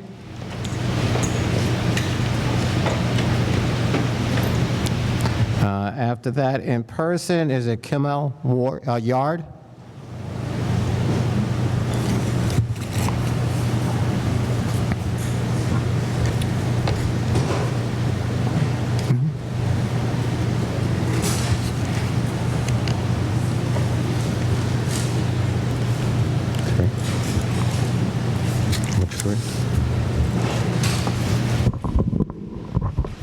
All right. Can you hear me? Everybody can hear me? All right. Yes, sir. My name is Kamel Yard. I'm a resident of District 12. My mother spoke earlier. My great-grandparents, along with my maternal grandparents, bought our house on 221st and 222nd Street before I was even imagined, not even thought of, imagined. And I have only left my community to go to college. I went to Binghamton University, and I stayed in Binghamton for 12 years. And the reason I stayed in Binghamton is because I wanted to create in Binghamton what I grew up with. Like my council member, I went to High school at Mount St. Michael. I didn't get to, fortunately, attend elementary school in my district because of other experiences I had to have as a young person, but my grandmother lived in the district, and that was the safest, most secure, most stable home I've probably known my whole life. My mother lives there now, and I live around the corner. Most of my friends still live in the district who I went to high school with. I watched their nieces, nephews, siblings grow up. I've watched kids who my grandmother babysit have kids in my district. And so it hurts me to see the new map a little bit because I remember as a kid watching my uncles playing Valley Day and laughing because I'm like, you're 45, not 23. Hang it up. And now we're talking about splitting the valley, right? I went to Olinville Middle School. And now we're cutting up parts of Olinville. I wanted to go to Evander, but my mother said you're going to Mount St. Michael. But we're taking that out the district, from playing basketball from Gun Hill Park to Hafen Park in the Valley. One of my first jobs was working at PAL Play Street in Magenta Park. The district means so much to everyone in it because it shaped us. So even when we leave the district, we carry a piece of it with us everywhere we go. Our community is unique in that most people come and they get off the 2 train and they're like, am I in Jamaica? And then they walk up the street and they go, but this is like the suburbs. And then they go to Co-op City and they shop and get all the things they need.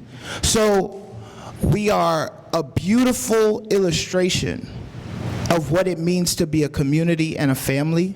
And I think by drawing lines that break that continuity, we do a damage to ourselves as a society, as a city, and as a nation. Thank you for your time. And thank you, sir, for your testimony.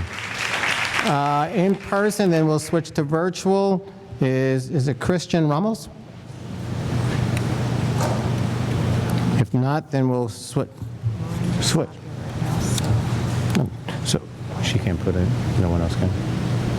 Okay, so let me do this. Before we go to virtual, we'll get to you in a second, virtual. We'll do in person still. Is it William Stanford Jr.?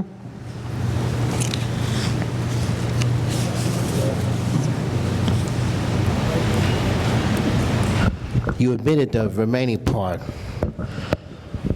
but I won't blame you for that, because I'm already blaming you and your tag team partner for what happened yesterday, Airlords in Queens. That was an absolute disgrace, what you two did. I don't know what the hell you two were thinking. First, watch your language, and then you can continue, sir. Hey, among those who registered, I was the first one who signed the sheet. And yet I waited over 4 hours before I could testify. That doesn't make any sense. I don't know what happened.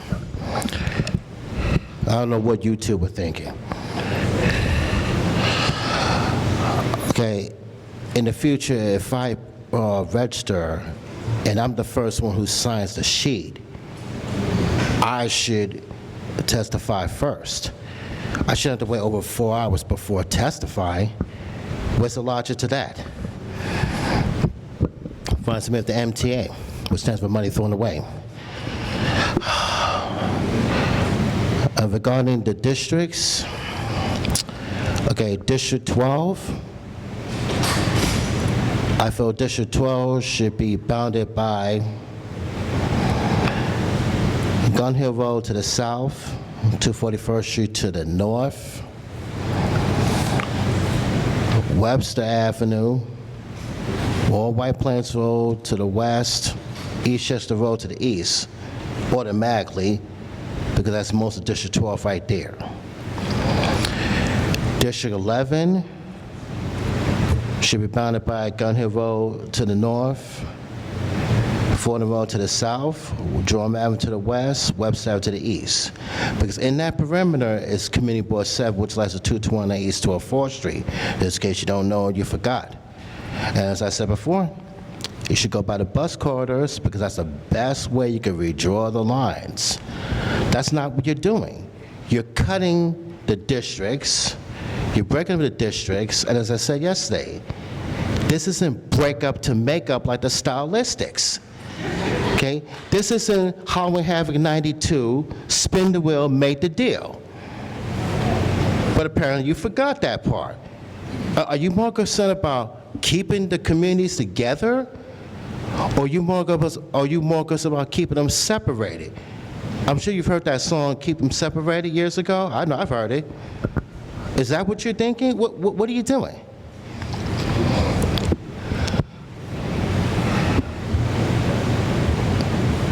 You could redraw the lines my way, which is better, or your way, which is worse. It makes no difference to me. But if you draw them your way, redraw them your way, you'll continue getting the same bad results.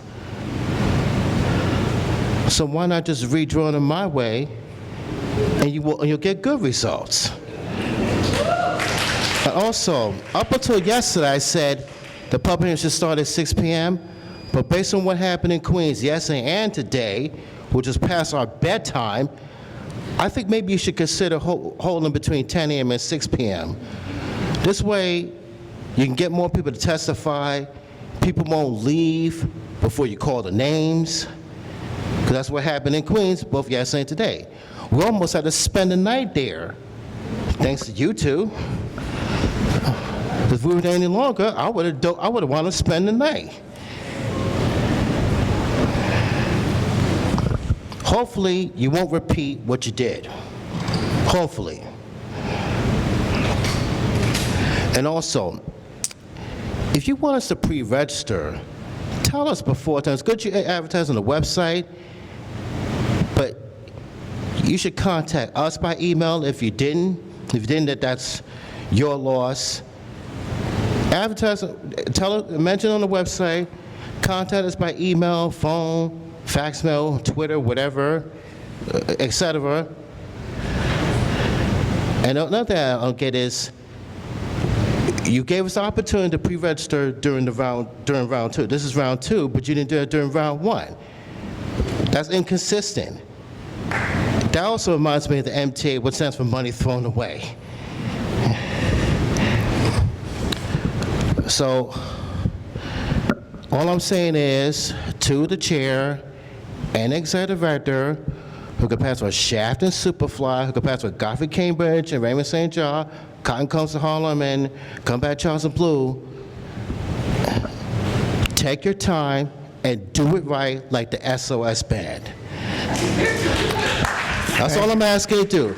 Take your time and do it right like the SOS Band. I'm not asking you to evolve around me or any of us, but at least be considerate to us. Okay? Don't break up communities. Keep them together.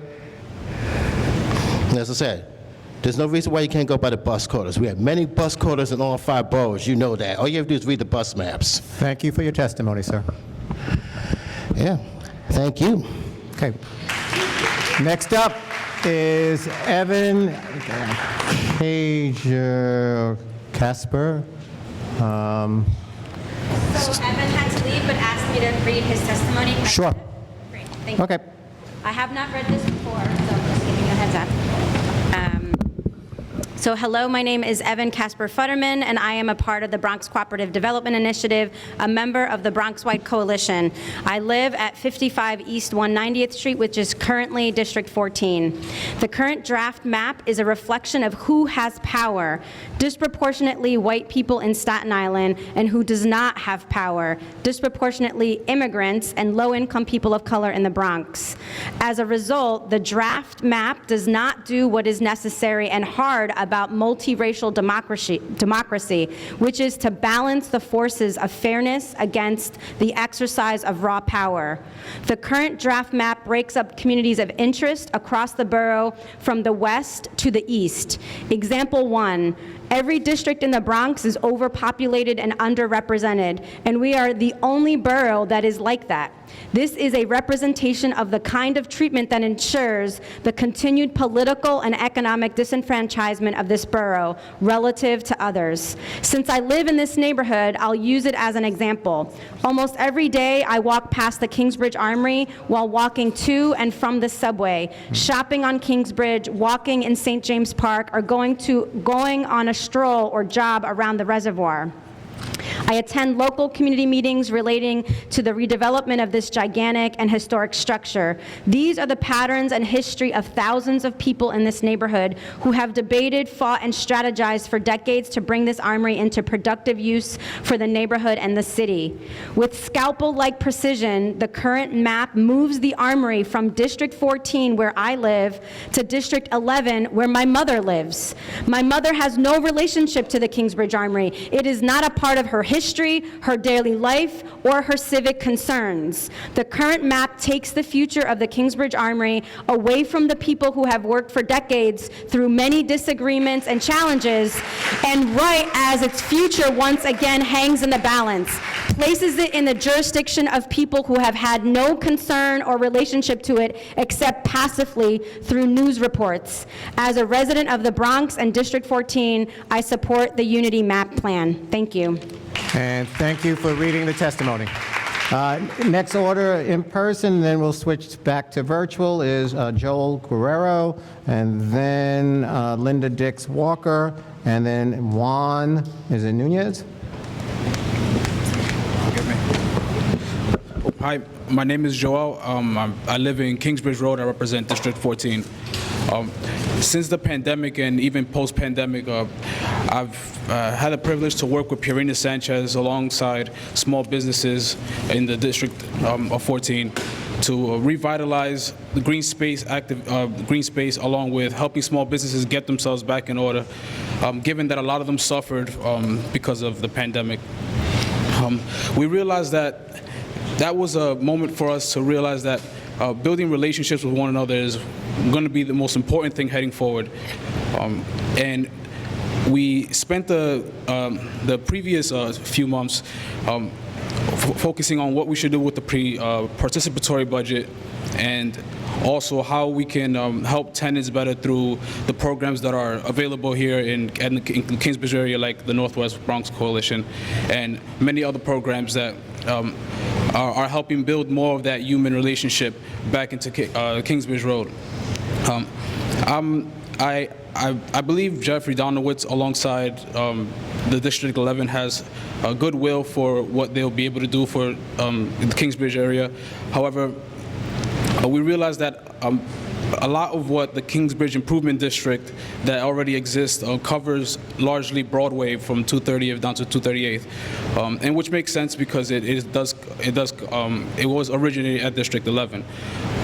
We fear that by bringing Kingsbridge Kingsbridge Road to District 11, we'll somehow have to rebuild new relationships and lose the old relationships that we've had with what we have already been building since the pandemic has started.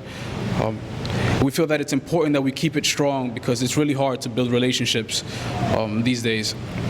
And what we've realized is that although data and statistics does help us see and actualize the problems that are existing on the ground floor, forgive me. Sorry about that. It's okay.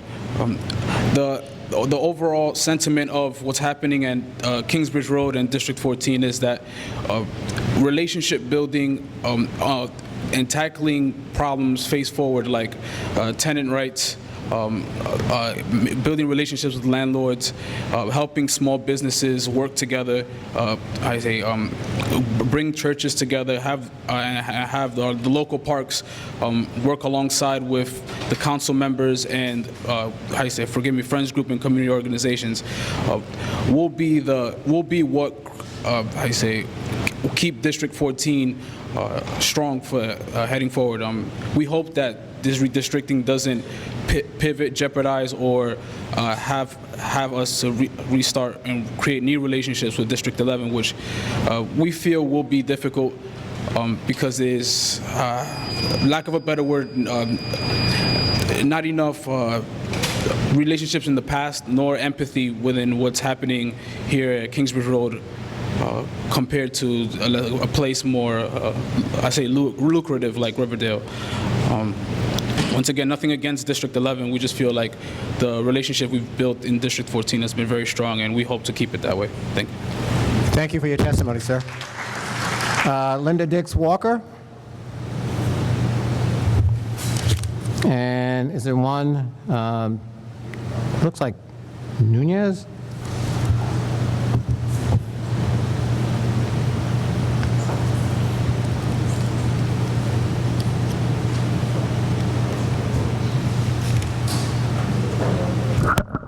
Good evening, everybody. My name is Juan Nunez. I am an organizer with the Northwest Bronx Community Clergy Coalition.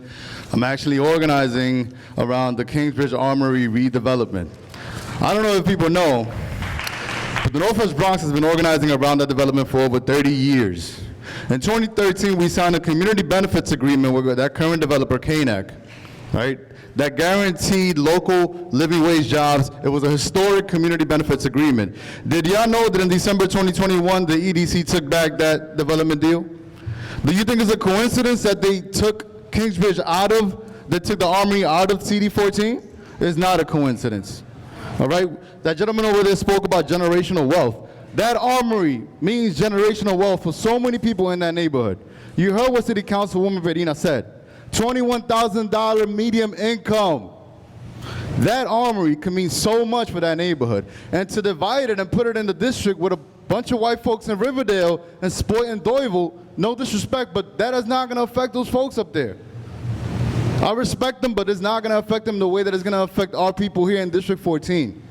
You need to put the Armory back into District 14, who has historically been organizing around the Armory.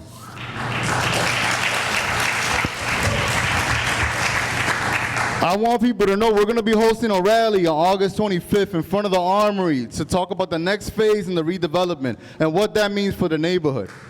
I want folks to come and join and find out what's going on. Whatever goes into that building is going to affect that neighborhood and folks and residents in that neighborhood in the Bronx for generations. And that's how we build generational wealth, with that building. You imagine telling your kids, hey, you can go to the Army, they got tutoring there. Hey, you can go apply for a job at the Armory. Hey, there's job trainings at the Armory. Hey, they're gonna do construction at the Armory. Let's do the trainings inside the Armory for the same construction that you're gonna do in the Armory, and have local residents apply for these trainings. That's how you build generational wealth. And that District 11 with folks in Riverdale is wrong. It's just wrong. That's not gonna affect folks out there like it is here in District 14. So please remember to come on the 25th. Let me just quickly go over what I think we should do. We should the commission should redraw Kingsbridge Heights into City Council District 14. That's number one.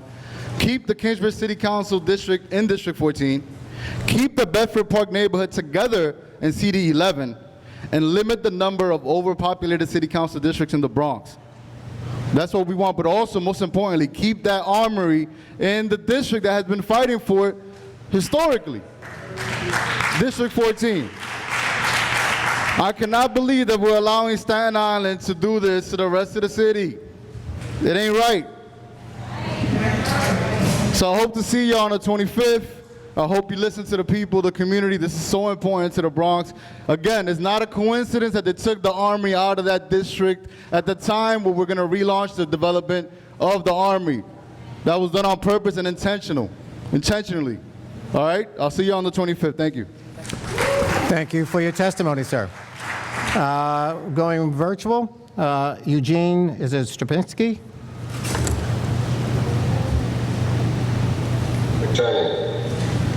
Hello, how are you?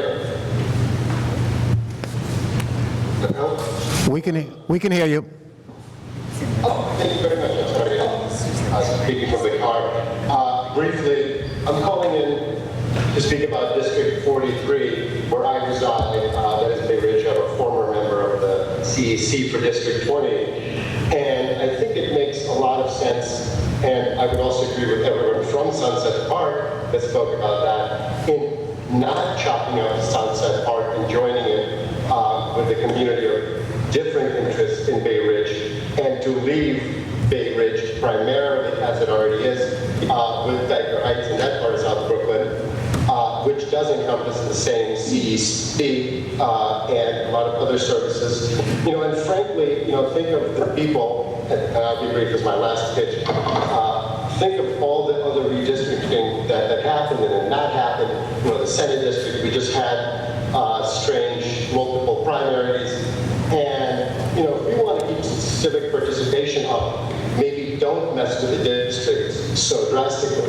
On one hand, had our state Senate district, which initially was drawn, to move south of the Cleveland area, then it would have made sense maybe to also shift the council districts. But that got undone, and it would probably make sense to just leave it alone and leave that area represented as it is, and then leave Sunset Park alone as they asked as well. So thank you very much.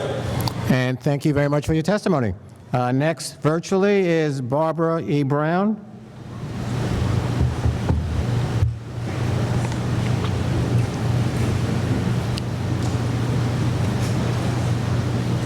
Barbara Brown? Good evening. Good evening. Yes. We can hear you. The screen disappeared, but anyway. But thank you for giving us this opportunity to speak to you. I am the chairperson of an organization called the Eastern Queens Alliance, which is a federation of civics in Southeast Queens. And we have been in existence for 35 plus years. We represent districts, we represent communities in districts 27, 28, and 31. And we are advocating for keeping these, the city council districts largely intact as they are. Communities south of Jamaica Avenue, for example, should remain in District 27. There are a few places where Jamaica Avenue blocks were carved out and put in a district to the north. Rochdale Village, which is a middle-class housing complex, should be in one district.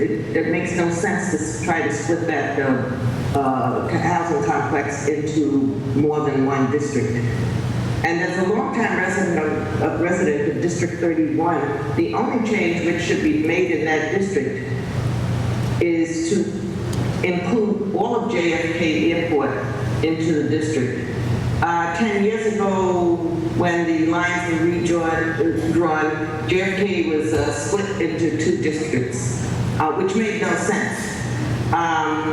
The communities of Brookville, Lawrence, and Rosedale, Springfield Gardens, Far Rockaway, and Auburn are all negatively impacted by JFK. They're all under the flight paths of JFK Airport. Those communities also are impacted, particularly the ones on the mainland side, are impacted by the air cargo businesses coming out of JFK. Trucks running through the streets day and night, parking all over the neighborhoods. And it makes good sense to concentrate all of JFK in one district and make it easier for the people who live in the communities just north of JFK and south of JFK Airport. Makes sense to concentrate their representation in one district. JFK is currently represented by one congressman, one state senator, and one assembly member. So also, it should be under one council person, not two as it is now. The rest of the District 31 should remain intact. It is largely a black descendant district. I'm saying black descendant because there are black people from all over the diaspora living in the district, but people have been working very cohesively over these 30, 40, 50 years. It's the districts 31, 27, and 28 are largely Democratic districts, and they are, and the geography, the cohesiveness makes sense to keep those districts intact. So we are advocating against any really attempt to split those districts. I know that there are limitations in terms of size, so some adjustments may need to be made, particularly I think in District 28, but for the most part there is no reason to try to tamper with the lines drawn for districts 27, 28, and 31, and definitely 31 needs to be kept intact. Thank you. And thank you for your testimony. Next up, virtually, Cynthia Felix Jeffers. Yes, hi, good evening. Good evening. My name is Cynthia Felix Jeffers, and I'm a lifelong resident of Sunset Park, Brooklyn, which is part of City Council 38. I had the honor of working under your chancellorship. I'm an educator, and I am here today as a member of the Alliance for Puerto Rican Education and Empowerment to share my concerns regarding the Redistricting Commission's draft proposal maps that were released on July 15th. The maps as proposed have many dramatic changes in my district, and I am concerned about the impact they will have. The changes cut Sunset Park in half, and my half of Sunset Park, which is a majority Latino area, would join us with Bay Ridge, and that would create a majority white district. The other half, including my family and my churches, would be combined with Dyker Heights and Bensonhurst in a majority Asian district. In addition, Red would be removed from District 38, breaking up the industrial waterfront, and would be joined with District 39, creating another majority white district. Our current district will spread out across 3 districts, one which would be majority Asian, 2 which would be majority white, and none which would be majority Latino. District 38 was actually created in 1989 by the Charter Revision Commission and was designed to be a Hispanic Opportunity District. We know that how districts are drawn affects every political issue, from economy to healthcare to public education, and we have made so much progress in District 38 to get services and policies that have improved the quality of life in our district.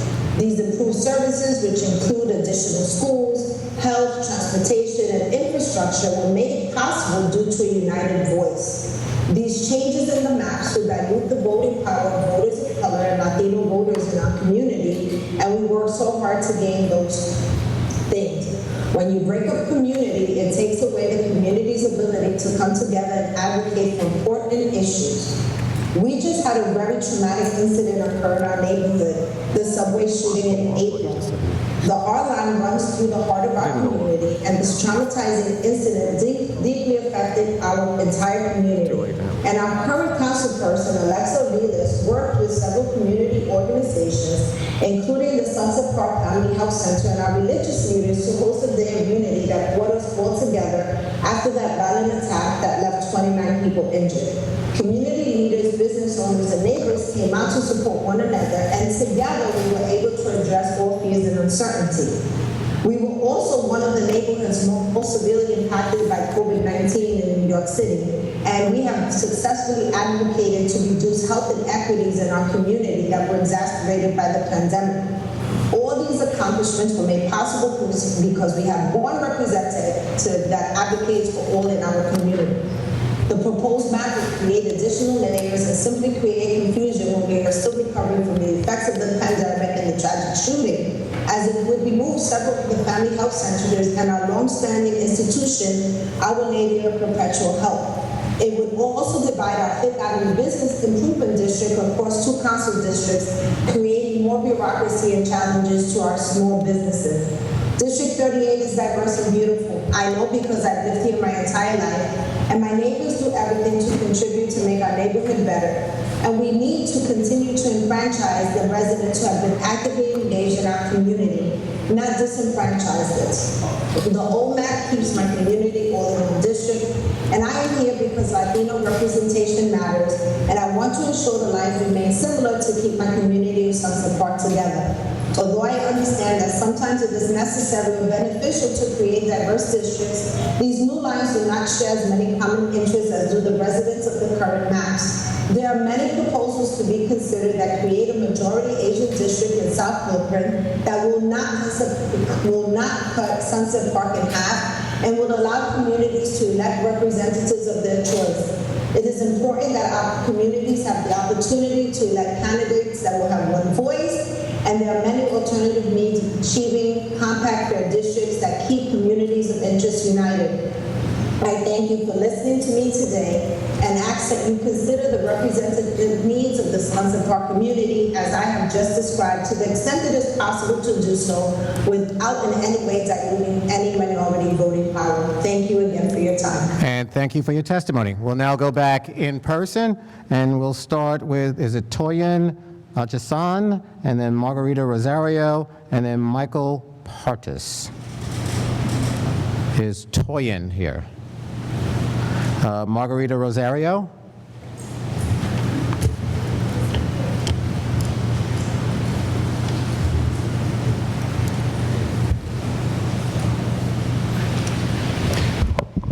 Good evening, my name is Margarita Rosario. I've been living in the Bronx practically all my life, came from Puerto Rico, and this is where we settled. I own a home not too far from here, so changing district when I have been fighting for this community since my oldest son, who is now 50 years old, went to PS 86. I was a volunteer there, and then became also to work in the Board of Education at one point. So I've been fighting for this community for years, and I also fought for against police brutality in the 90s. So I am here today to let you know that I will continue to fight, and if we have to change board members, all of you guys, and we will do that.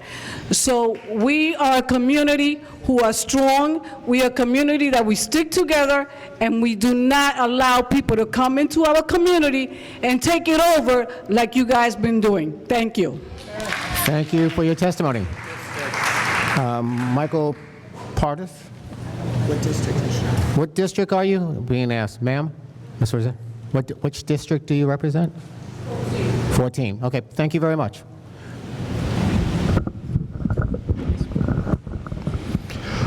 Good evening. My name is Michael Partis. I'm with the Bronx Cooperative Development Initiative, and we are part of the Bronx Wide Coalition.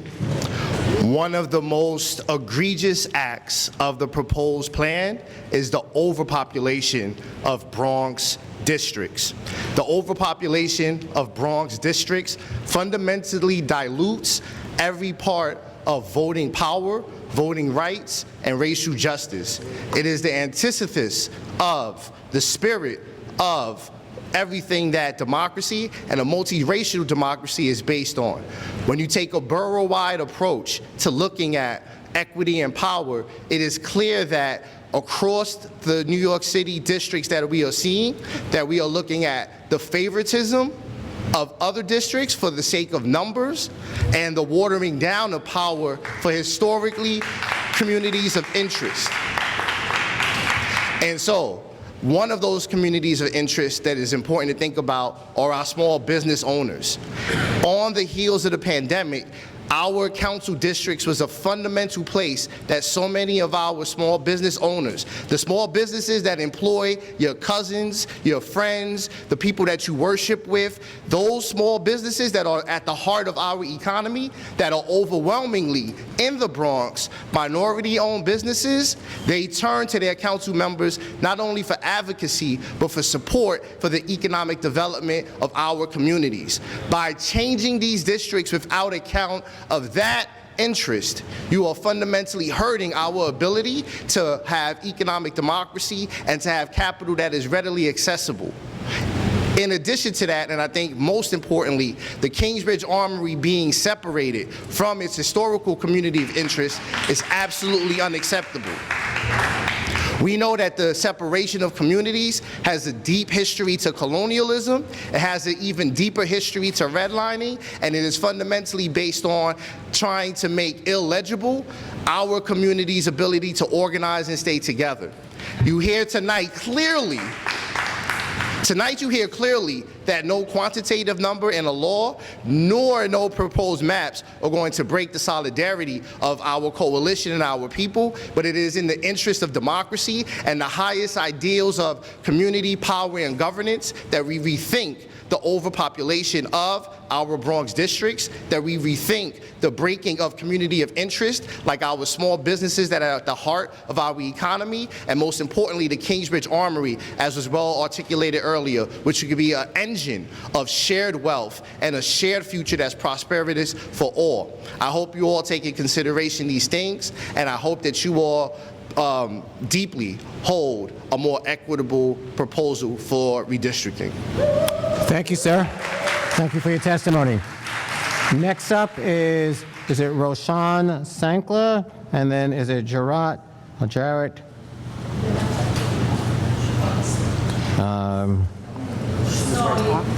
My name, I think, repeated, but Jinat Talukdar will be here now. And she will speak in Bangla, and I'll translate for. Okay, so Roshan spoke. Yeah. Okay.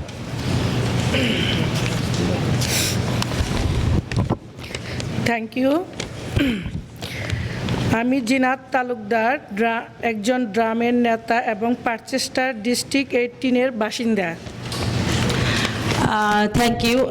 My name is Jinat Talukdar. I am a drum Desh is Rising Up and Moving leader and also the residents of Parkchester District 18. আমরা পারচেস্টার কেন্দ্রিক community. পারচেস্টার শুধু পারচেস্টার নয়, ওয়েচেস্টার, north ব্রঞ্চ, castle hill এইসব এলাকার বাসিন্দা। We lived in we are centered with the Parkchester, and we are centered on the Parkchester community. Parkchester means not only Parkchester, it's Westchester, North Bronx, Castle Hills, and other area also. আমরা এই এলাকার একই ভাষাভাষীর একই সংস্কৃতি, আমরা এইসব ধরে রাখতে চাই, কারণ এইসব এলাকা আমাদের সাংস্কৃতিক ধারক, আমাদের দেশীয় বাজার, সংস্কৃতি মেলা এবং সাংস্কৃতিক চর্চা সহ আরও অনেক ধরনের সুবিধা থাকে। Okay. We want to continue this. Okay. We are the same culture, same. We have the similar shopping, food, and bazaar, and the cultural activities and the practices. We want to continue this kind of unity here. এখন আমরা যদি এই district থেকে ভাগ হয়ে যাই তাহলে আমাদের এই ধারাবাহিকতা রক্ষা করা আমাদের সমস্যা হবে। তাই আমরা চাই এই কমিউনিটি ডিস্ট্রিক্ট, আমাদের যে কমিউনিটি ডিস্ট্রিক্ট আছে সেই কমিউনিটি ডিস্ট্রিক্ট ধরে রাখতে চাই। ধন্যবাদ। If we broken, this will be difficult, and it's a great struggle for continuing this kind of unity, cultural practices, and other things, so that we want community district. Thank you so much for listening me. And thank you both for the testimony. Next up is Diane Sargent, and then followed by, is it CIVIMCER? Is Diane Sargent here? And CEVIMCEROL, it looks like WA Olivares.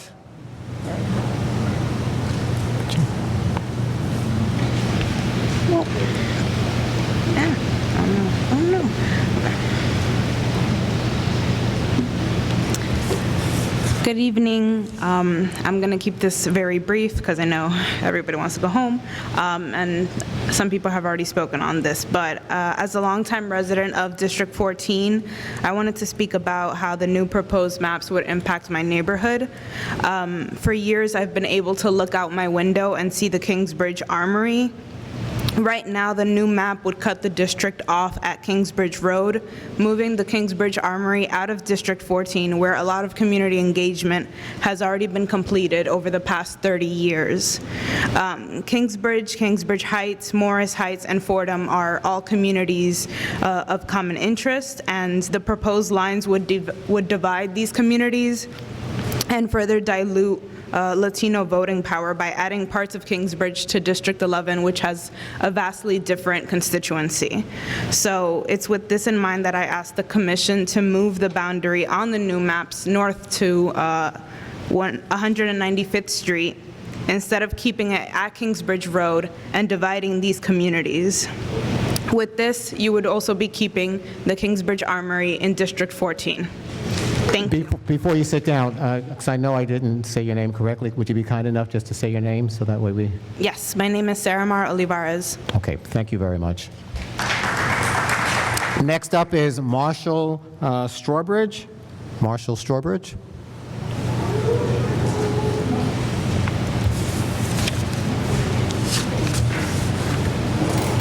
Good evening. Thank you all for having us this evening. My name is Marshall. I'm an organizer at the Northwest Bronx Community and Clergy Coalition. NWBCC is a 47-year-old organization that has been organizing around issues like health justice, education, housing, and immigration, alongside the 20,000 families in the Northwest Bronx and our 13 affiliate member institutions. We are also a core member of the Bronx-wide Coalition, a network of organizations across the Bronx that are dedicated to putting people at the decision-making table when it comes to making decisions about economic planning for our borough. The reason I'm here is to name one of the issues with the preliminary map, which is the borough-wide underrepresentation of folks in the Bronx. So to the degree to which a single district is overpopulated, it is to that degree that the folks in that district are underrepresented. And the Bronx is the only district in the only borough in the entire city where all of our city council districts are underrepresented. And so when we think about a lot of the issues that we organize around, like high rates of eviction, the Bronx has the poorest health outcomes and the highest rates of eviction, low unemployment. A lot of these economic outcomes are the result of folks not having a seat at the table and not having a say in the decision-making processes for our city and for our borough. And so the last thing that needs to be, last thing we need to be doing is diminishing the representation of these folks. We need to be enhancing these folks' voices. Beyond that, the Kingsbridge Armory being moved out of City Council District 14 is an issue as well. But in addressing that issue, I would ask that the commission not just move the Armory out, but move the entire Kingsbridge Heights neighborhood back into City Council District 14. And to correct for the difference in population that would create, I would ask that they not go back to the previous version of City Council District 11 that included Wakefield, taking away from the West Indian populations in the central Bronx, but instead bring the southern boundary to include all of Bedford Park, which currently the preliminary maps would cut Bedford Park off at 199th Street. What they should do is bring that boundary down to like 196th Street, east of Grand Concourse, and put all of that Bedford Park neighborhood into City Council District 11. Thank you. Thank you, sir, for your testimony. Next in person, is it Maine Peterson? After that, Daniel Revels.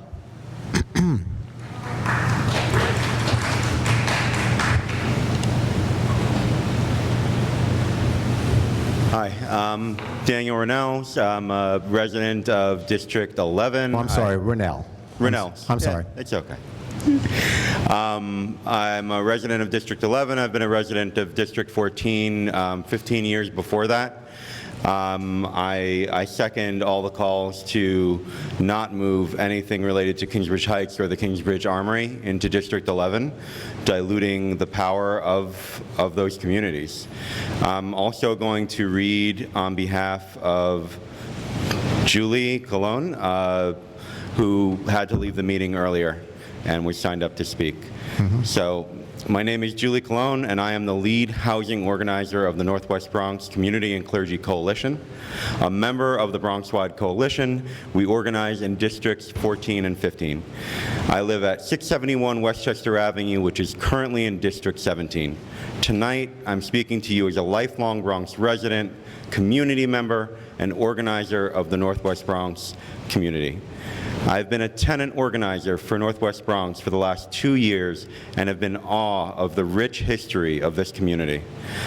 My position gives me a special kind of privilege. I get to witness firsthand the resiliency, strength, courage, and bravery of community members when faced with issues like eviction, not getting access to good quality repairs, dealing with dilapidated apartments and buildings, and facing landlord harassment. I've had the privilege of organizing with these folks and building power to change their material conditions in their buildings and everyday lives. With that being said, I find it a horrible injustice to divide this community and separate Kingsbridge Heights neighborhoods by placing it in District 11 when it does not belong there. People living in Riverdale do not have the same issues as people living in Kingsbridge Heights. Every district in our borough is already overpopulated and underrepresented, and we are the only borough that is like that.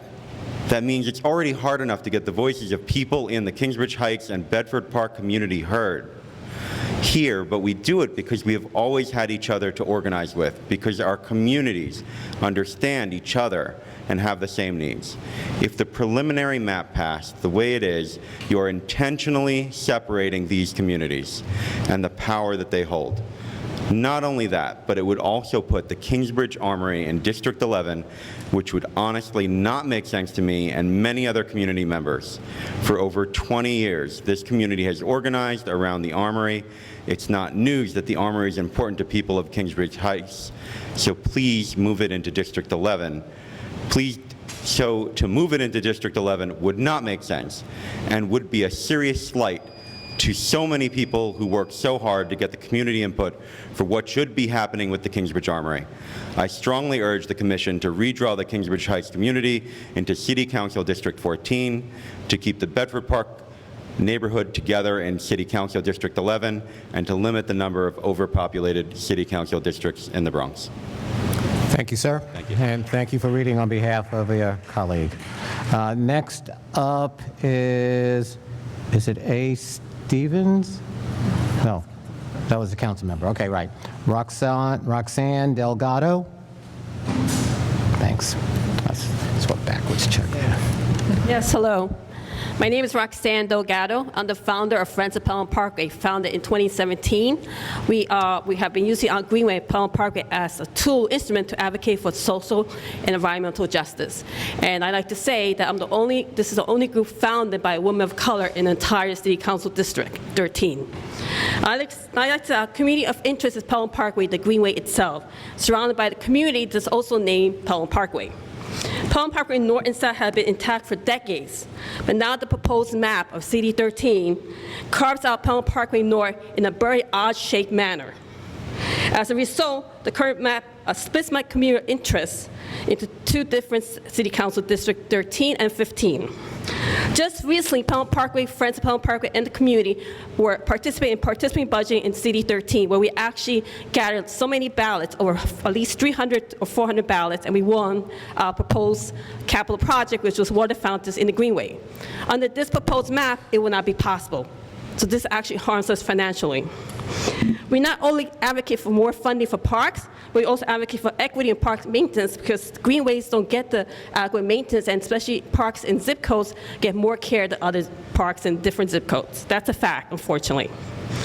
Our continued but successful advocacy will not be possible if the parkway itself is divided and would deteriorate as it was in 2017, where the parkway was filled with trash and lack of maintenance. And our efforts has basically made the parkway very green and clean, where people who visit our parkway say it's pretty good for a Bronx park. It also moves over 1,500 units of NYCHA housing, which includes Pelham Parkway houses and Boston Road Plaza housing. City Council District 15 is one of 5 City Council districts citywide that has over 35% poverty rate. Adding more poor people into CD 15 will not only overburden the office of CD 15, but make scarce resource more scarcer for Pelham Parkway's north section. Sorry. And I would like to say, actually, prior electeds have wanted to privatize Pelham Parkway houses or even sell it, because they find Pelham Parkway has to be a very negative impact on the property values surrounding Pelham Parkway North. So Pelham Parkway North has always been looked at as less desirable, and now it's been carved out in a very oddly shape, like you would carve out cancer, which is very offensive for someone who loves Pelham Parkway. Lastly, Pelham Parkway North and South has a large Mexican population. Many of our volunteers for 5 years are growing into 17, 18 of age who will be eligible to be voting soon.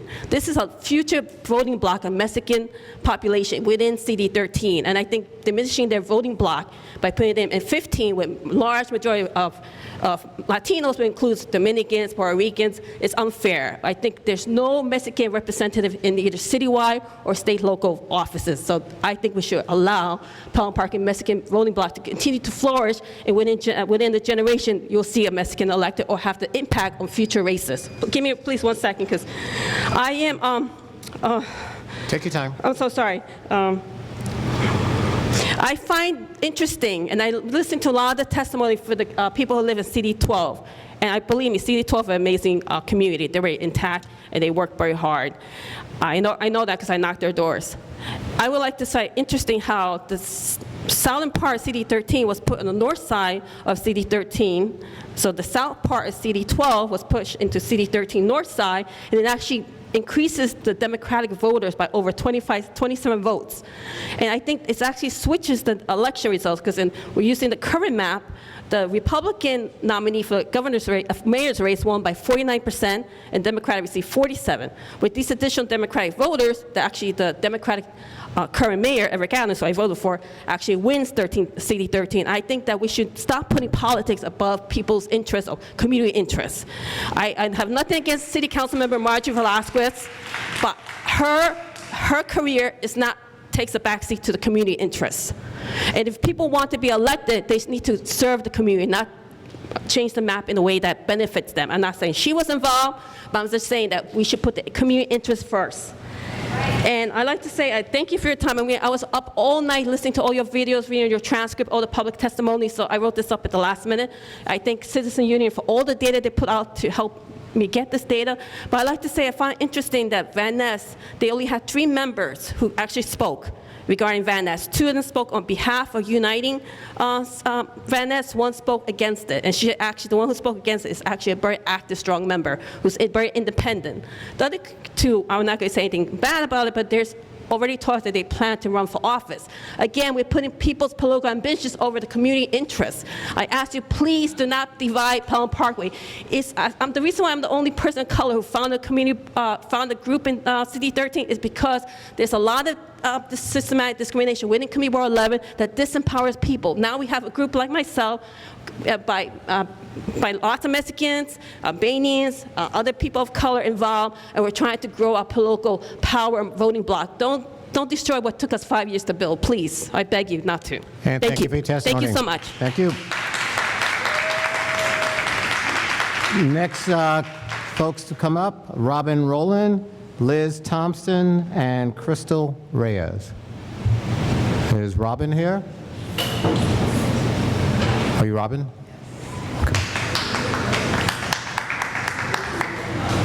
Hello, my name is Robin Rowland. I've been in District 14 for half my life. I'm a lifelong Bronx resident. And I'm here to strongly urge the commission to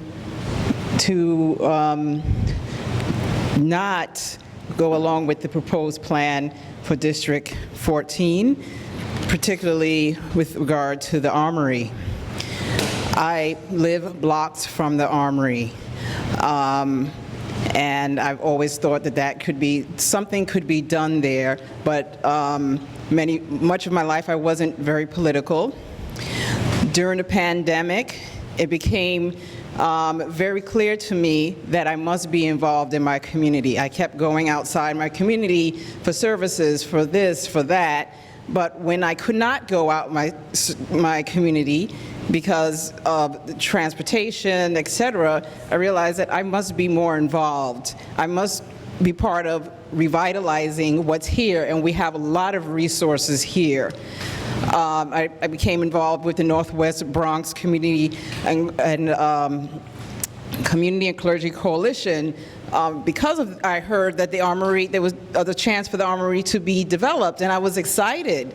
At the aftermath of the pandemic, for the first time, although the neighborhood is not a rich neighborhood, it has economic challenges, it became more deteriorated.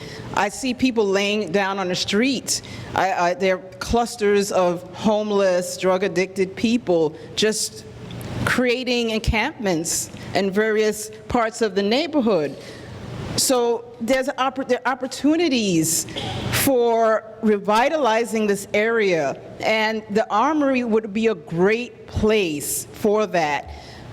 Putting the Armory in District 11, in a community that has a lot of economic vitality, political influence, would be a slap in the face. This is like what we do the world does to third world countries. You keep taking the resources out of it that's right in front of them. That's like having a gold, that's like in Africa, you have diamonds and gold, and the people are not benefiting from it. The people outside are benefiting from it. Why are we doing this here? This is New York City. This is the richest city, one of the richest cities in the world, a vital city, but yet we allow the Bronx to be stepped on. The Bronx is like, we just kick them aside. The poor people of the Bronx, the working class people of the Bronx, there are rich areas of the Bronx, but what about us?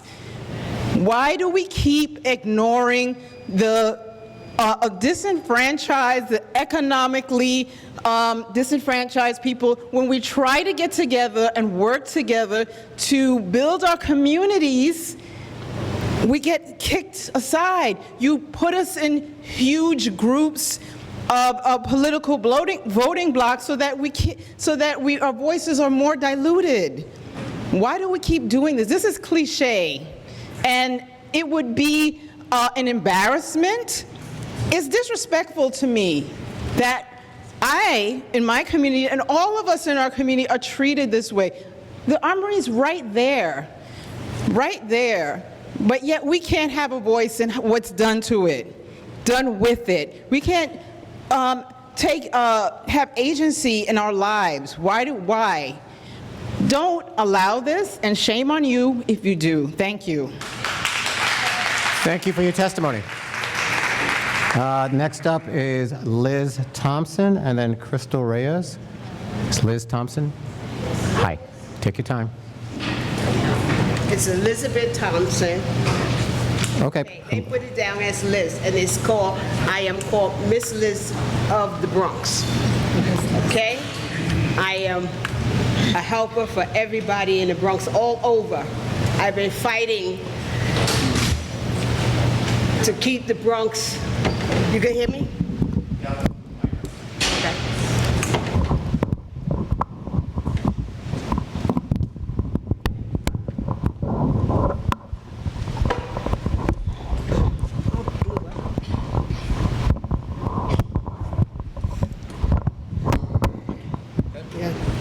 I've been fighting to keep the Bronx, to make sure that they're the best Bronx in the borough in the world. I go from place to place. I see what we need. I'm on Claflin Avenue in District 11. I have put in for that park, for Park, 3-4 years ago. I'm still waiting for a bathroom. We haven't had a bathroom in that park for over 10 years. And now y'all want to take my Armory that I've been fighting for something for our children? This is wrong. This is not right. Our children need something. And don't take our Armory and give it to my district. Nobody helped me when Kingsbridge Heights was closed, or getting to be closed. I asked for help, for they won't be closed. Nobody helped me. And now you're doing the same thing? Come on. This is not right. This is not right. And we might need help, yes. But this is the wrong way. And how long this zoning or whatever is supposed to last? Me and Al Chapman went to quite a few and tell them that we don't need no lining or whatever you call it. You have to excuse me. I'm not political, really. I am really not political. If you want to sit me on the side and you say something wrong and I beat you like your mother or your grandmother used to say, we in Gardenia walk up and down our block, pulling up our children's pants. We take care of ours. This is wrong what you're doing. I don't want to say too much because I go off the record, then my people will tell me this. So I appreciate y'all listening to me. Don't do this. Please don't do this. Oh, the reservoir, we wanted quite a few things about the reservoir. When it was Pauline whatever Avenue, we fight. And people take things, we win the battle, and they don't give it to us. So please, I'm having a little problem, but hey, I made it today. That's right. Thank you for your testimony. Thank you for the testimony. Crystal Reyes?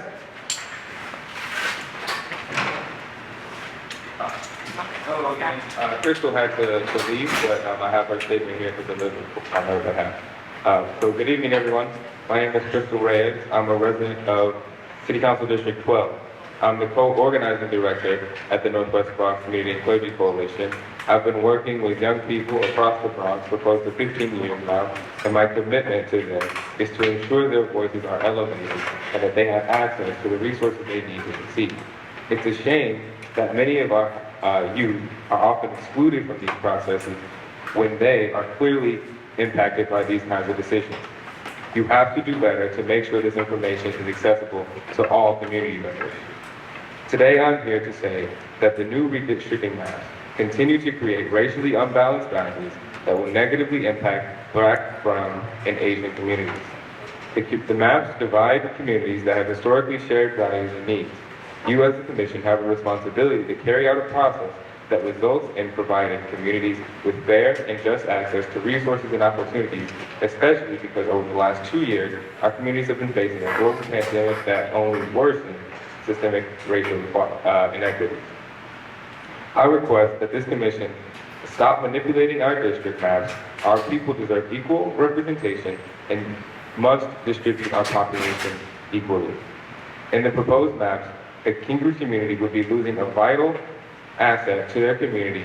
It is important that that community that has historically been at the forefront of redeveloping the Kingsbridge Armory be kept in City Council District 14 and not in City Council District 11, which is drastically different demographically and socioeconomically, economically, and therefore have different needs. In the proposal, you divide a lasting community which only minimizes the voice and values of a predominantly Black community. You must also keep City Council District 12 together, especially to provide young people in this district the resources they need in their schools. The last thing I will share is that our communities cannot continue to be divided and overpopulated and disenfranchised. Thank you. And thank you again. Ramon Mendez?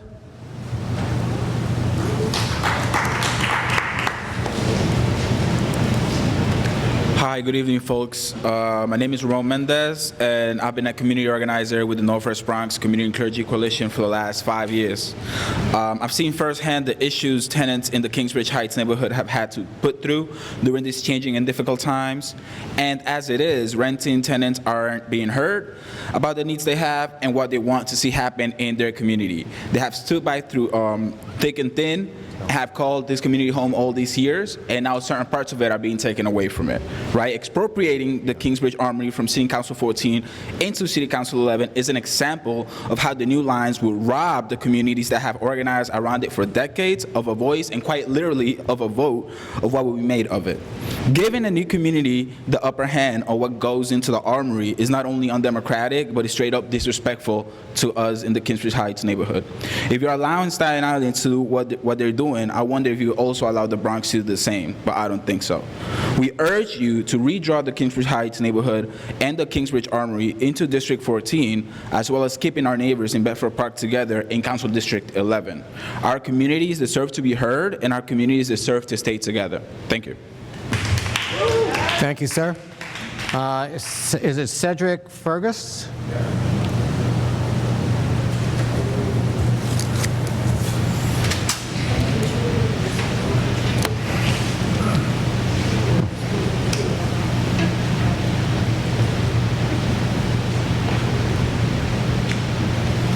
You're going to have to raise it up. Yep. A little higher.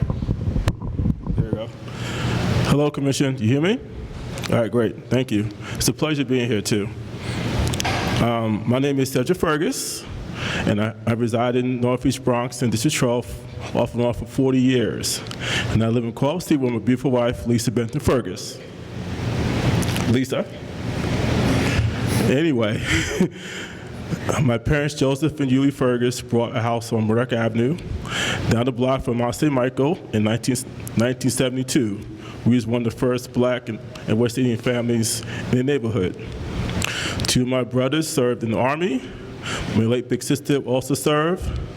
My little sister got college degrees, and me, 2 masters.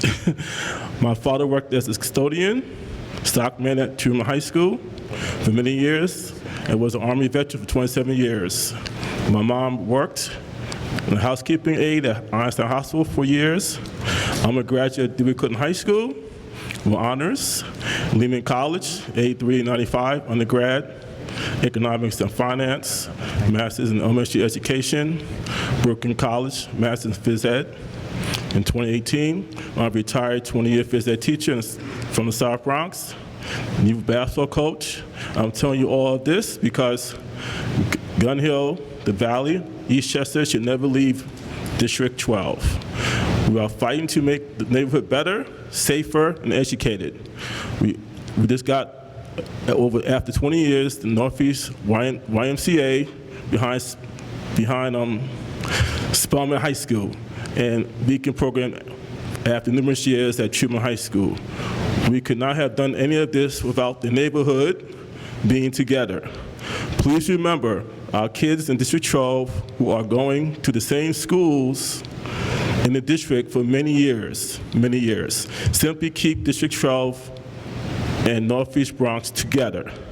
Let's address the issues of crime, housing, healthcare, speeding, poverty, jobs, school budget cuts, keeping the neighborhood clean, and dealing with the over-parking of trucks. Keep all the districts together. Thank you very much. And thank you very much. It's a pleasure.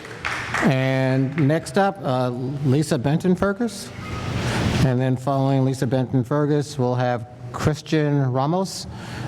And then from there, we'll go to, it looks like M. Crunch, Margaret, it says. I'll get to it in a second. Yes. Good evening, everybody, and I'm so glad to see the turnout that appeared at Lehman College for today. I am a resident of District 12. I have been here, this is my anniversary. This is my 63rd year living in the Northeast Bronx. Thank you. I just recently, unfortunately, had to sell my mother's house. She was on East 216th Street, but the good thing was she lived to be 101. So she lived here for 62 years. I know she would be very sad right now to see what is happening. In July, we had Old Timers Day for Olinville. Not only did the people of Olinville show up, but the same neighborhoods that you're trying to redistrict came. We came together. There was no incidents. People were happy to see one another, and we just had a really good time. I am very sad because, like I said, I have been here 63 years. I formerly was from Harlem, New York. And to see what is happening in my Bronx, not only do I live in the Northeast Bronx, I'm currently in Co-op City, but I used to teach in the South Bronx, District 9. So I have a love of the Bronx, period. I would love for something to be done for the Armory, for the whole Bronx, not just for one particular district. My question that I want all of you to think of on the panel, and then I will be finished, is that how this is going to impact our youth if you divide us again. They're already having problems with this neighborhood getting this and that neighborhood getting that, and they're fighting one another. We have to think of our youth. Please, I'm begging you, please think of our youth. United we stand, and divided we fall. Have a good evening. Thank you for your testimony. Christian Ramos. Good evening, ladies, gentlemen, commission. I'm from Ecuador, soy de Ecuador. Represento a Kingsbridge Merchant Association, more than 250 businesses from Grand Concourse to Sedgwick Avenue. Sorry for my English, that was hard when I came to the Kingsbridge, see my Spanish people, and I'm saying, let me open my store. Still 20 years later, I started in Kingsbridge when I was 22, pretty young, opened a business, opened my eyes to the world, living in the Bronx, tried to get an apartment.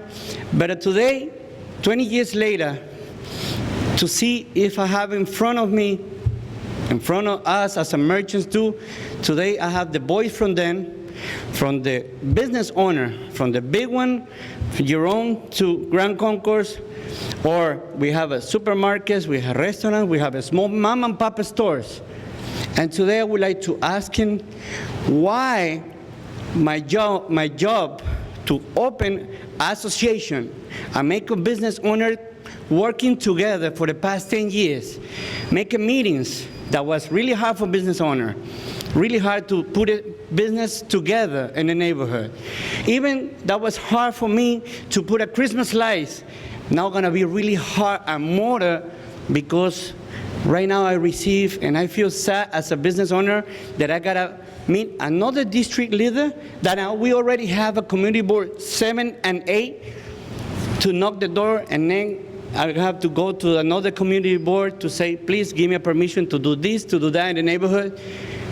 It's really hard for us as a business owner to improve our association inside.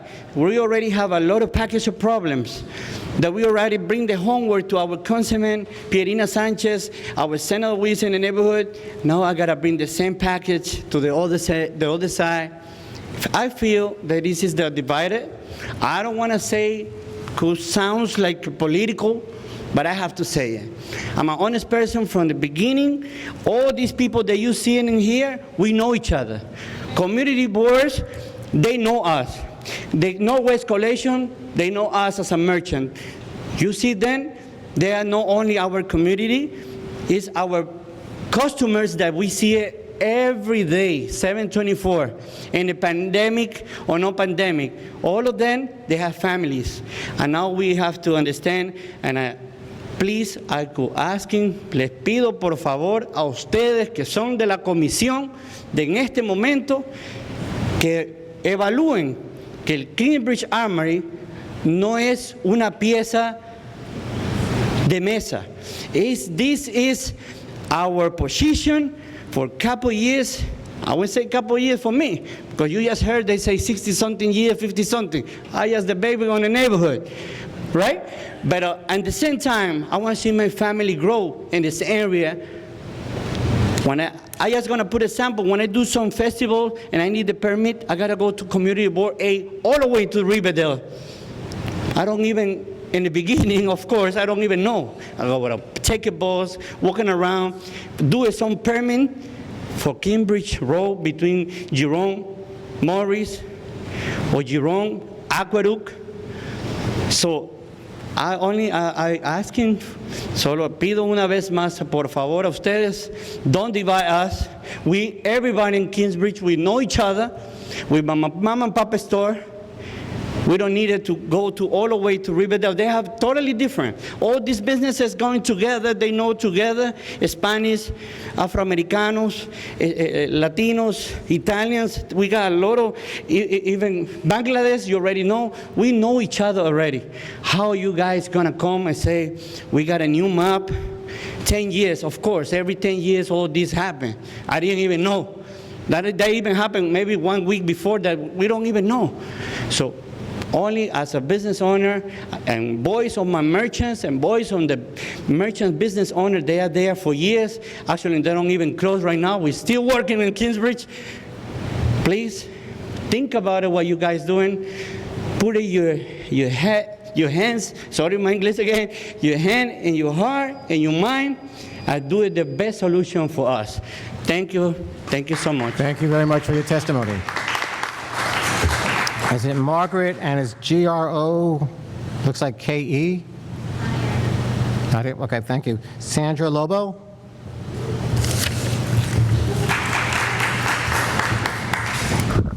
Good evening. Good evening. My name is Sandra Lobo. I have lived in the Bronx for most of my life, and I raised my 2 children in District 11.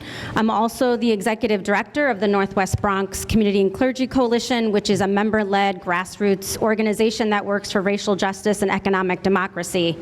We support community members to work on issues that impact their lives, including improving access to health care, preserving safe, affordable housing, fighting for equitable community and economic development, supporting local businesses, and organizing for quality and safe education.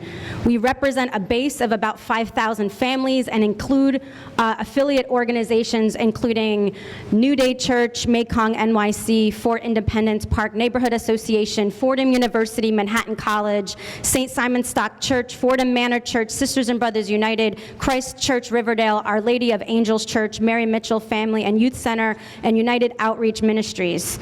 We are a trusted 47-year-old organization that has been working to support and develop the leadership of disenfranchised and marginalized residents in the Bronx. We've been fighting for funding, investment, and representation since the days of redlining and the burning of buildings by landlords for insurance money. We mainly work with those residents who have been silenced, forgotten, and marginalized by government, landlords, banks, and other private interests. We are also a part of the Bronx-wide coalition made up of dozens of community, faith, and labor organizations that are working to bring much-needed resources into our borough. The proposed district maps will overpopulate the Bronx overall and underrepresent us in the city council districts. I have a few major points I want to convey, which would be devastating to our people if they were to happen. The Kingsbridge Armory, as already been shared, is the world's largest armory currently located in District 14. The Northwest Bronx Community Clergy Coalition has been organizing to redevelop the Kingsbridge Armory for over 25 years. We have fought for local small businesses, for local workers, for young people and residents to ensure that this community asset actually goes to those who live in the community and beyond. The suggested maps would be placing the Armory in District 11, placing decision-making around this community asset to representatives and community that is disconnected from the project. This is an asset that has the potential of transforming one of the most impacted neighborhoods for the better or for the worst, and the decision-making should be kept in District 14, where these residents live. Related to this, the district maps separate the commercial corridor of District 14, which we heard from the Vice President of the Merchant Association, Christian Ramos, before. This commercial corridor of District 14 is located on Kingsbridge Road and Jerome Avenue, right across the street from the Kingsbridge Armory. This map literally splits the commercial district in half. On one side of the street are some businesses that will be in District 11, and on the other side of the street, there will be businesses in District 14. I think we all know how decimated small businesses were during the pandemic. We've been organizing and supporting the Kingsbridge Merchant Association for a long time to help bring resources to the area, working in coordination to secure investment and funding. Splitting this very active commercial district in half will have a very serious negative impact on these businesses. Having to coordinate across districts would ultimately undermine this community of interest. Related to this, the Kingsbridge Heights neighborhood has been proposed to be in District 11. It's important to note that the Kingsbridge Heights neighborhood is predominantly Black and Latino, with low income and working class people who struggle to survive every day, working 2 or 3 jobs to put food on the table, pay rent, and navigate all the other expenses to survive. Most residents in District 14 pay more than half of their income on rent. We have some of the highest rates of COVID infections, hospitalizations, and deaths, and have had the highest rates of evictions in the entire city. This is a community that shares a history of struggle, advocating for much-needed resources, and has been able to secure many of them because of their representation and their shared community of interest. District 11 is made up of predominantly whiter and wealthier neighborhoods that do not share the same history or experience. They are not impacted by the same issues and have at times advocated against the resources that District 14 desperately needs, including homeless shelters and supportive housing. Lumping Kingsbridge Heights into District 11 would only undermine their representation. I could go on and on about District 11, 12, and 15, where we also organize, but there's limited time. I will include these in my written testimony, but most important piece that I want to communicate to you is to respect all residents despite their race, their income level, or perceived political power. Our democracy feels more and more at risk every day, and ensuring that you honor those who have advocated together to overcome shared challenges by keeping together is essential. Distribute the population equitably across the boroughs and ensure that those most marginalized historically will not be once again marginalized. I respectfully ask that you take into account the natural geographic barriers on the maps and the social cohesion and shared communities of interest that folks have already shared with you this evening. Do not let the Bronx, the borough that has been one of the most disinvested in, disenfranchised, redlined, and marginalized, become once again minimized in terms of representation at a time when we are now being pushed out and displaced. I'm hoping that you are all here because you believe in democracy and equitable representation. I trust that is why you're sitting at that table. I ask that you help create maps that build our democracy and do not undermine those most impacted by inequality and disenfranchisement. Thank you. And thank you for your testimony. Next up, Toby Buford, then Rod Saunders, and Eddie Gustig. Not Shirley Saunders? No. Oh, I'm sorry. Who are you, so I can check it off? Yes, good evening. My name is Rod Saunders. Oh, okay, perfect. Thank you. I want to thank you for allowing me to my testimony this evening. This is about Council District 12. First and foremost, I want to be clear. I am firmly in support of keeping the boundaries of District 12 exactly where they are and have been for the past 30 years.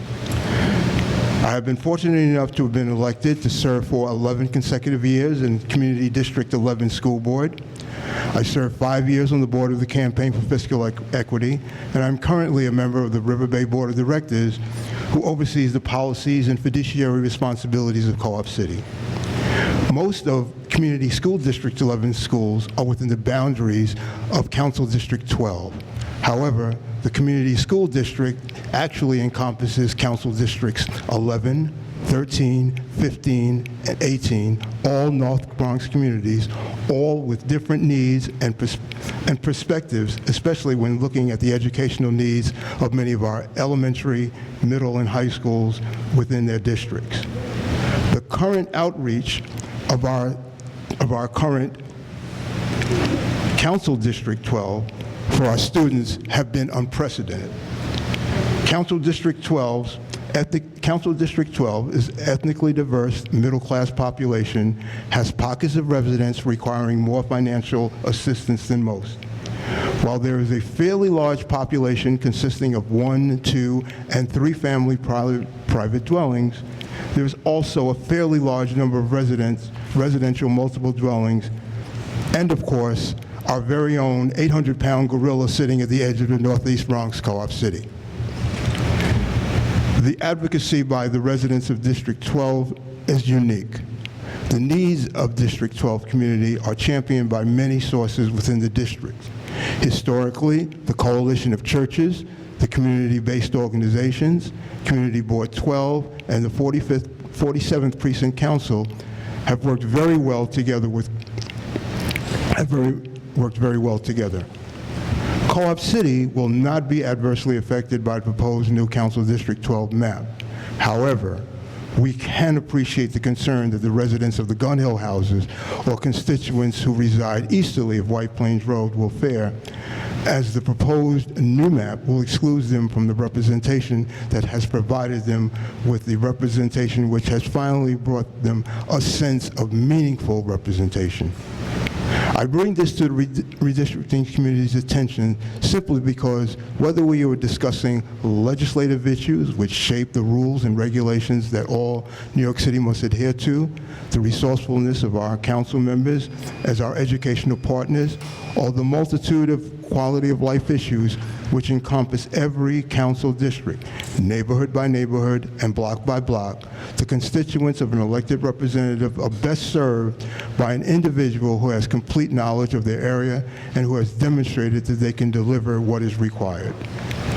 This could not have been more evident than during the height of the COVID-19 pandemic, than with the empathy for all of his constituents was clearly shown by Councilmember Kevin Riley and the hardworking member of his dedicated staff as they worked to make certain that food, personal protective equipment, testing sites were delivered to the communities that he represents. Council District 12 has basically maintained the same boundary line since it was rejoined during the 1990s. As a resident of Co-op City in the 1980s, when Co-op City was gerrymandered, it was represented by a council member representing Riverdale. All I can say is, thank goodness for the 1990 census and the Voting Rights Act, because because the change worked out for Co-op City very well. And we're very well presented by Councilmember Riley and his wonderful staff. Based upon Co-op City's past experience, it is my opinion that the removal of an area from the council district to ensure the probability of fair representation is understandable, because that's one of the objectives of the Voting Rights Act. The present proposal to delete blocks from the 12th council district only to assure the population increase is less than 3% should not be the determining factor. I'm certain that the constituents who are being considered to be removed from the 12th district are hoping that the redistricting committee has a change of mind and heart. Clearly, can you start to wrap up, sir? Can you start? Okay, thank you. Clearly, the affected residents are trusting that in the final analysis, the redistricting committee will come to the fair conclusions that the needs of the many outweigh the needs of the few. Thank you. And thank you very much as well. Is it Eddie? I'm having trouble reading the last name. Looks like a C-U-S-T. Oh, you're right here. I'm sorry. My name is Shirley Saunders, District Leader. Oh, you're in Shirley Co-op Saunders. City. Okay. Yes. Okay. I will be brief. You heard my husband, but what I'd like to ask is that you consider keeping Evander Childs in our district, as well as the Gun Hill houses. Please, we have worked with these people over the years, and they're very passionate about their children and the education they're getting, as well as the activities they're getting. Please consider this. Don't let this go. It's a good situation now, and it can be better. Please help us help our future children. Thank you. And thank you very much for your testimony as well. Welcome. Maria Fernandez?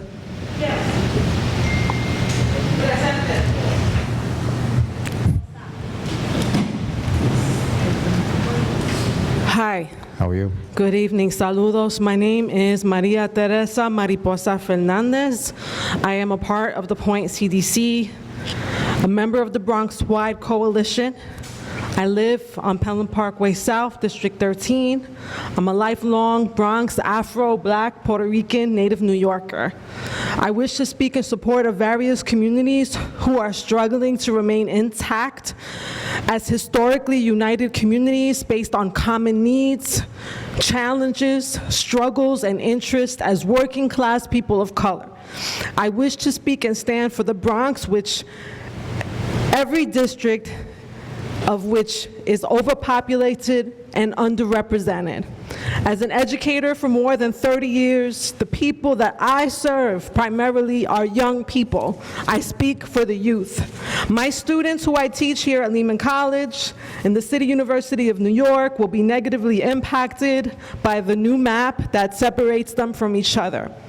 After this unprecedented pandemic, the last thing we, as historically harmed, historically disenfranchised, and historically marginalized communities need is a new map that separates us, that minimizes our voices and our political power as BIPOC people. The Kingsbridge Armory is an asset that should remain in District 14 and as a part of the Kingsbridge Heights neighborhood where many of my students live. I respectfully ask the Commission to redraw the Kingsbridge Heights into City Council District 14. I also would like to say that I grew up in Gun Hill, in the Gun Hill area, and I stand in support with my neighbors in solidarity that the Gun Hill houses, that Gun Hill Road, and the Valley remain a part of District 12, and that all New York cities who are like ours remain together. But here I stand for the Bronx. I stand for the Boogie Down Bronx, which, as many people have testified before me, has a long history of being harmed. And it's 2022, and I stand here in solidarity with my community and in hopes and in faith that y'all do the right thing, because this is not right. And if we are to believe the numbers of the 2020 census, the numbers don't match up. So Staten Island should not have a stronger voice than the voices of the Bronx, which are in the millions. In the millions. Thank you so much for this time. And thank you for your testimony. Lisa Wade Stewart.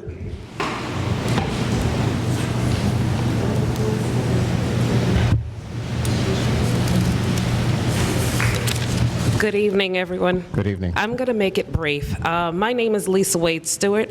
I am a lifelong Bronx resident. I grew up in the South Bronx to immigrant parents who came from a very small island known as Montserrat in the West Indies. It was their lifelong dream to become homeowners, in which they were able to fulfill that dream in the early 1990s. We moved to the Northeast Bronx into the 12th District. That has been my home for the last, I'm not going to say how long because I'm not giving my age out, but that has been my home. I have now grown up in that area. I've raised my kids. I've graduated from high school. I went off to college, upstate New York, and I returned back to the 12th District, the district that I love. I've become very active in the community. You saw Mr. Al DeCastro. He was actually the first person who welcomed my family to the borough of, to the 12th District. He came to our house. We actually lived on 224th Street in the North Bronx, and he came and he welcomed us. Many years later, when I moved out from my parents' home, I resided in a couple of areas. However, I decided that I wanted to move to one of the most affordable communities in the Northeast Bronx, and I moved to Co-op City. She doesn't know this, but Ms. Saunders was the first person that I met who signed my income affidavit and gave me some pointers as to where I would move to in Co-op City. I thank you for that. I've been there ever since. I've raised my family there. I have 2 children who attend Truman High School in the Bronx. Now, Co-op City, you may have heard, is not affected by these map changes. However, our neighbors over on in the Gun Hill houses are truly impacted. Evander High School used to be one of the not so greatest high schools in the Bronx, in my opinion. However, over the years, that high school has made a lot of changes. We've had local officials that have worked with that high school, have partnered with that high school, and have made impacts and dedicated resources for that high school to turn it around. And there's a lot of work to still be done. We don't want to split it up. I'm trying to be fast, so please bear with me. I just want to say also, keeping the district together with common interests. My parents were West Indian. They were very proud to move to the North Bronx. There are a lot of Caribbean Americans in the North Bronx area. I just met 2 people in the back. I didn't even know them before I came here tonight. And they live in Co-op City, and they're from small islands as well, and we all have a common interest. We want to see each other grow. Other communities have their interests. They want to remain intact. Please help us to do that. Help us to do that. Help us to build our communities. Help us to rely on ourselves. We have a lot of small businesses in our community that support us. I'm involved in a lot of extracurricular activities. I'm not going to name them all. However, they are all with the interest and the mind of developing the community, developing the youth, keeping families intact, helping to support one another. You've heard everyone here tonight. I'm sure you have more testimony, but please truly consider that. Thank you. And thank you for your testimony. And let me thank all of you for your testimonies tonight. And we're about to wrap it up. Yes, ma'am. I'm sorry. Maybe we missed one name from Rubina Akhtar. I don't know, we registered together, but we didn't hear. Rubina Akhtar. She spoke, I thought. Me? Yes. Yeah? You spoke. No, Rubina Akhtar. Somebody else? This is another? And who else? Oh, I've been saying that several times. That's okay. I'm sorry. Okay. Over here, and then over here. All right, then we'll wrap it up. Yes, go ahead, by all means. Yeah, that's not more than 1 minute. She will speak. Hi. Okay, not a problem. Okay. Not a problem. Hi, Shubharatri. My name is Rubina Akhtar. I am a DRAM member and Parchester District 18, Bronx. My name is Rubina Akhtar. Oh, you said English. Sorry. আমি একজন বাংলাদেশী। আমি America আসছি 2011 সালে। I'm a Bangladeshi community member. I came USA 2017. এখানে আমার সন্তানের জন্ম এবং স্কুলে যাওয়া। Here my child born and she is going to school in Bronx.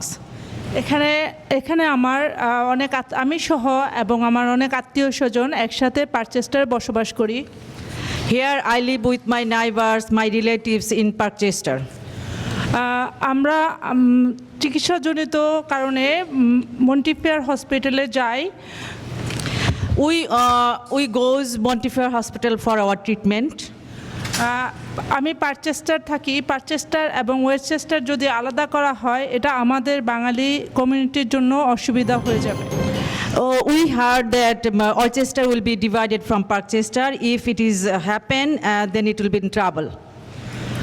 এখানে যদি আলাদা করা হয় আমাদের বাঙালি কমিউনিটির জন্য ভাষাগত দিক থেকে অসুবিধা হয়ে যাবে। It's will a lot of struggle for accessing our language or language justice. আমরা যদি একসাথে থাকি তাহলে আমাদের কমিউনিটির জন্য সুযোগ সুবিধাগুলো এবং অসুবিধাগুলো আমরা একত্রে সম্মিলিতভাবে ভাগাভাগি করে নিতে পারি। If we live together, then our struggle, our support, and everywhere we will meet up, we will resolve our issues also togetherly. এই জন্য আমরা একসাথে একই জোনে ডিস্ট্রিক্ট 18-এ একসাথে থাকতে চাই, এটা হলে আমাদের জন্য সুবিধা হয়। For this, we want to tie it with District 18 together, and we want to, resolve our things together. Thank you so much. সবাইকে ধন্যবাদ। Thanks, all of you. Thank you so much. Yes, Commissioner.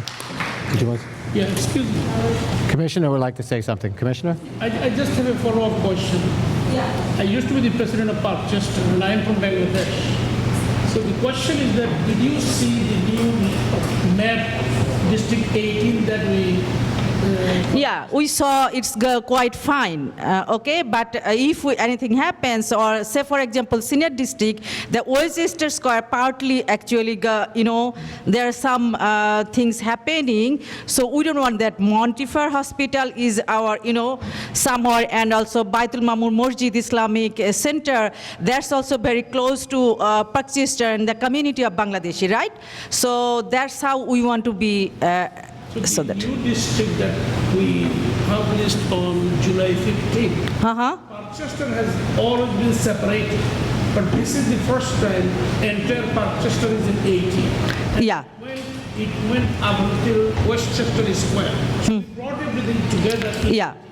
But you want to keep that way, or you want? Yeah, we want to keep that way actually. Whatever it is, as we say, that some senior district might be, some difficulties earlier time, but this time Assembly member district also close with Westchester Square, and that's we welcome our voting power, our together the community power.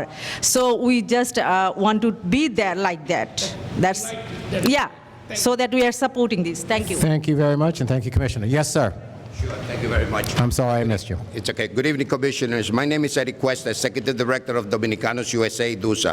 DUSA is a non-profit and non-partisan organization committed to the civic, social, and economic integration of Dominican Americans into all facets of the American life. The result of the 2020 census revealed that Latinos in New York now represent close to 20% of the state local population.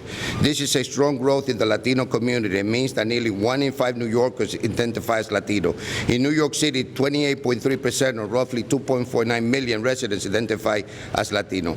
We can no longer be described as a minority group. In fact, our demographic growth indicates we have a significant stake in shaping the electoral space of New York.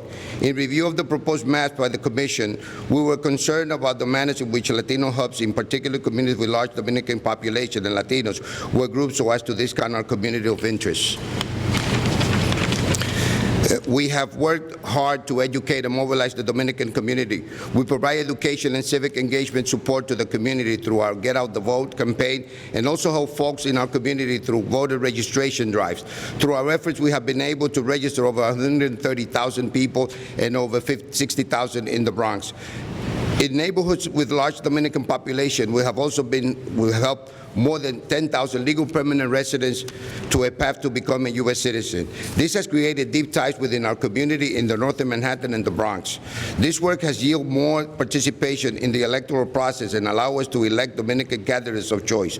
This has increased interest in our youth in being more civically engaged and created more opportunities for them to be involved in the electoral process. Currently, and as a direct result of our organization efforts alongside the will of the community, we have elected 6 city councils reps who identify as Dominican within the past 10 years. The mobilization of the community has allowed us to elect the first Dominican to the United States Congress. We have also been able to elect Dominican representatives to State Assembly and Senate. Disturbing existing lines will disrupt this great mobilization efforts, which will hurt our ability to organize around the needs of our community and create accountability to their needs. Manhattan, the introduction of high-density white voting blocks in places of traditional Latino voting blocks in City Council District 7 harms the ability of Dominican Latinos in the areas to elect candidates of their choice. The preliminary maps create a northern boundary of 160th Street, displacing a significant portion of the Latino community, while also incorporating portion of large white population in the Upper West Side Manhattan Valley area. Our suggestion is adopting the previous northern boundary at 165th Street and eastern boundary at Amsterdam Avenue, and incorporating as little of the West Side Manhattan Valley as possible. In the Bronx, the preliminary maps also have removed Kingsbridge Heights from City Council District 14, which deprived the community of their ability to effectively elect a candidate of choice that will protect their interests.